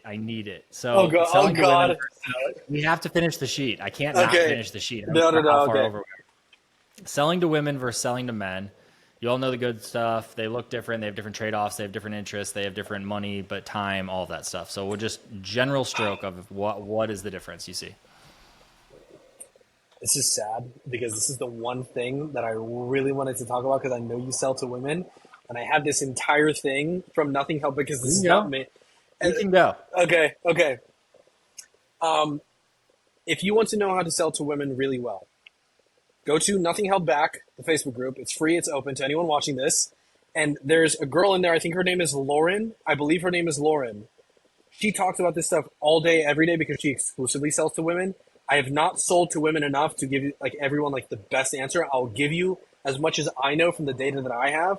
But if you really want to learn how to do it, go to open up Facebook, Nothing Held Back. You can probably just search selling to women and you'll see the post. First, I'll preface it there. What I've seen with selling to women is if you use the kind of bro marketing that a lot of this, like let's say you're in info, right? Let's just use yours as an example. And I'm sure your CMO, like he's known this for like the past 5 years. If you use the same like kind of like bro marketing and bro messaging and vibe with, and when I say vibe, I'll go into that a bit later, like with women, you will put them off. And so what I've seen with women is if you try to have an ounce of, remember what we talked about with like the negative self-admittance, if you do that even a little bit, you can get away with it a little bit with men. Do it with women, you're cooked. Absolutely cooked. Women look for validation inherently, more than men. We all look for validation, but more than men, in my experience, they look for validation that they are okay as they are now, which is really difficult when you're trying to do change work, right? It's very difficult to try to get them from like agitating pain, right? But also making sure that they know that they're okay. Difficult, right? And so what Lauren talked about, and this is from a post from her, is instead of being like, you have a problem, you say you could be better. You're already great as you are, but you could be even better, right? That is often used like that, at least according to people who've sold to way more women than I have, that's kind of like how you want to do it. Another thing that I've seen is like tonality and pacing matters a lot, like a lot. You cannot be demeaning in your language or overtly aggressive. I've seen like if you have an ad and because like usually when you're selling to women, you have like a female spokesperson, like toning it down a little bit more and kind of having that more like friendly one-to-one approach is like on their same level, not acting like you're talking to like at them, but like you're talking with them. I've seen works like really well. And I'm saying that I don't know a lot about this because I was a copywriter for a female dating offer, teaching women how to get dates with high value men. And I was writing some copy, but we had a copy chief. And so he would like chief all this stuff and like he would kind of give me like these little pointers. But he would end up like doing like these massive reservations. Like when I first started in this, like he would do all that stuff. That's like really the last time I sold to women. But he implanted this in me. It was like when they tested, like, again, that tonality really mattered. And the big thing was like, do not tell them that they have a problem with themselves. Make them know that they're okay as they are. They could get better, but that's like kind of where you want to end it. But I feel like you would have way more insight into this because you're actively doing it right now. So I want to hear your thoughts on this. Yeah, I'm going to be the first to say, like, I'm not in it enough to, like, I can give you some overarching, but, like, these guys, like you said, CMO, like, they are pros at it. We have our copywriter that's written 2 emails a day, every day, plus every automation and script as brand face voice, right? Like, they are the ones who are in it. We have had comments in Nothing Held Back, great group, and I would definitely go there because there's a bunch in there. But I think I think it actually was Lauren, but she commented that she was a past customer of ours. Oh, really? Past client, and that she loved it and all this stuff. And that's that, so cool. But FYI, like you do have a bit of like bro marketing style stuff. And like we gave that to no, and right. And like, there's like, there are males in the acquisition side of the company and then majority is female for sure. But there's definitely some, males over in acquisition, just how the cookie crumbles with this industry thus far. I'm very happy to be in the other. Another good thing I learned, or perspective I had when in the group was someone was saying the difference in masculine versus feminine energy more so than gender, and this isn't like a gender conversation, but like the thinking behind that, because you have women that maybe like for our stuff, strong is new sexy, like leans into like the kind of already harder and heavier approach, not as soft and generic. So for ours, we kind of can dance that line, in my opinion, a little bit more where it shifts that. The high performance energy, like we lean in that, which generally is back and forth. It's like, of course there's a feminine energy and there's that whole thing. And that's like the key pillar, but there's like sprinkles of this. When it comes to actual like framing, it's crazy. Like Alan talks about it, like instead of having free bonuses, you have free gifts. Instead of having this, there's like subtle stuff that they layer through there. That's like, you know, discounts. If your favorite thing that's $150 shirt is off 20%, like that's a steal. And like all this stuff, like they talked about that in a meeting literally last week about how to frame. And then the other piece is for us, right, is the phone call.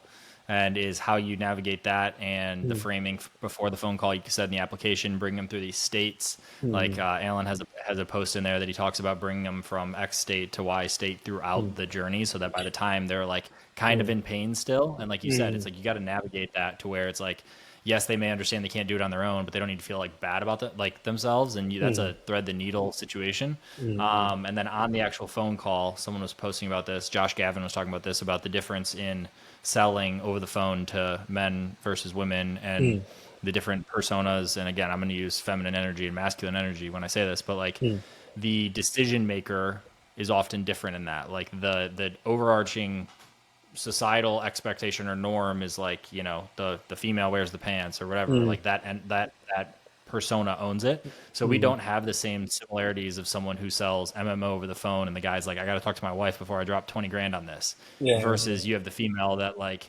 if it's the right frame and it's the right good thing and you're actually selling, you know, you're not bullying and you're not whatever, but like there's a very clean way to make it so it's like that person generally makes the decision. Let's again, societal norm. And you can kind of get them to that line. And like, we're super liberal with like refunds and stuff. And if there's ever like something that would happen post-purchase where there was a disagreement around that and it became a thing, like you're good out of the program, here's your money back. Like no worries. But just knowing that dynamic and understanding the societal norms or what you think or based on your discovery process over the phone, kind of feeling out where that sits. Because that's also not true sometimes, where it's very overarching with a spouse or with someone in life where they're like, you know, they need to be kind of like pulled through that and they might need the double check. But yeah, all the messaging we try, and we took that feedback around the bro marketing thing I sent to the copywriter and he changed some stuff up. The CMO that came in and his like acquisition senior copywriter, whatever he brought in, like they're very privy to this and have worked in this market. So I'm sure they're great. I mean, they also are like, I don't know, my whole thing is like how you are as a person also like comes through. And those guys are like, you know, girl dads, and they are, you know, a wife and a daughter, and they, every, you know, marketing meeting are sharing client win channel stuff and are like the most hype in all the channels. So like they also like feel it and are it. So I think it then comes through when it comes to copy. But you definitely got to double check. So yeah, that's actually a really important part that I didn't get to touch on yet. It's simple, so I won't drone on too much, but writing, speaking like exactly like your avatar, like exactly like them. So damn important. The same way, like on a sales call, because I had like trained sales teams. I've done sales. Like I'm good at it. I just hate doing it. Mirroring, right? It's like when the second that you mirror, like all of a sudden, like you're like people actually open up, right? They actually let you talk. They're actually there. They're more engaged. You can literally hear that flip from when they're like resistance to now acceptance. Is when you mirror pacing, tonality. You get on the phone with someone. They're low energy. Now you become low energy. Match them, right? Instead of there being that kind of that bump. And so it's very similar. It's the same exact thing in your copy and your ads. Like when we had a bunch of UGC creators creating content for us, I literally trained them on this. So I was like, the same way that I trained my sales guys, like here's the prospect, here's the product, here's like everything surrounding, like here's the emotional states, like if it was like negative emotional state, positive emotional state, like XYZ, all that stuff. Like I would train the UGC creator on that, because what people neglect all the time, and I had a post about this, is like pay attention to how Tony Robbins records his ads, the way he says the stuff. Like he's at this point, he's gotten to such a level where he so inherently understands pacing and tonality that he can get on there and get you from hyped up to emotional to where he can play with your emotions so easily, right? And for me, I want to be able to do the same thing, but first I have to match. And so I tell my UGC creators, hey, this market is in a low emotional state. Like I'll give if there's people here who like sell debt settlement, right now. Like I'm going to give you some sauce. Like the entire market is low emotional state. So look up because I know we're already over time. Look up my tweet about emotional states. Look up Alan's Facebook post on Nothing Held Back about low emotional states as well. And it tells you like how you need to give them a reason why they're in this thing, not how to solve it, because they're low emotional state. They want a reason why they're in the thing. So you introduce that first. What I love to do is shift blame someone besides themselves, because low emotional state people, they will not take blame on themselves. Like that just gets them into even a lower emotional state. Shift blame to something else, usually the system, and you'll see these kinds of ads everywhere once you actually understand the structure of how this copy actually works. You'll see this everywhere now. Shift the blame to something else, right? Some other thing, the system, the man, Uncle Sam, whoever you want it to be that's relevant to your avatar, right? And then now you introduce yourself as the hero, right? As the hero who's fighting back, or the system, if you want to be even more nuanced, as the mechanism is the thing that's fighting back, not necessarily your company or your offer, but like the mechanism is the thing that's fighting back. So if anyone's doing debt settlement, that's how you like think about that and like make some ads and then come back to me. And so that tonality matching is so important. And that's like the one thing that I would say, like that's a very easy thing to optimize for. Like you can literally keep the same script, the same everything. If you just change the way that the ad is presented and how, if you have a UGC creator or you yourself is saying it, like if you just can modulate, and I would like, remember the Wolf of Wall Street clip where he's like, by the time you read about it in the New York papers, it's already too late. Like that, I swear, like do that stuff and like just watch what happens. Seriously, watch what happens. And that's something that I'm very diligent about now. When I have creators or me, myself, or someone else recording like a talking head ad, very diligent about it. Very diligent about it. So yeah. This was gas. This is 3 hours and 20 minutes of pure sauce. That is unbelievable. I have to sprint out of here, but this was fun. You're going to have to do round 2 and 3 and 4, yes, I'm sure, sir. And just keep this rolling. I can talk about this all day. Where do people find you? Because they're going to want more of this sauce. Where do they find you? Literally just Twitter. That's the only place that I am. Buyer of Media is my username on Twitter. Find me there. I'm going to be sharing more sauce. I'm going to make a group for people to come together, share ideas, share sauce, share alpha. Nice. So it's going to be nice. Completely free too. I love it. All right. Anyone who's still here, you got to comment. We're just going to say 3.5, just because it's almost there, and that'll count. All right, man. Well, this was fantastic. I will have this uploaded tonight when I get back from this event I'm supposed to be at 20 minutes ago, and we will call it a day. All right? Yes, sir. Good, dude. This is fantastic. It's it was pure awesome, value. Man. I love it. Thank you so much for having me, dude. I'm honored. For real. Yeah, dude. 100%. 100%. All right. You guys know where to find him. Man. Talk to you tomorrow. I think today is day 84, maybe. We'll see.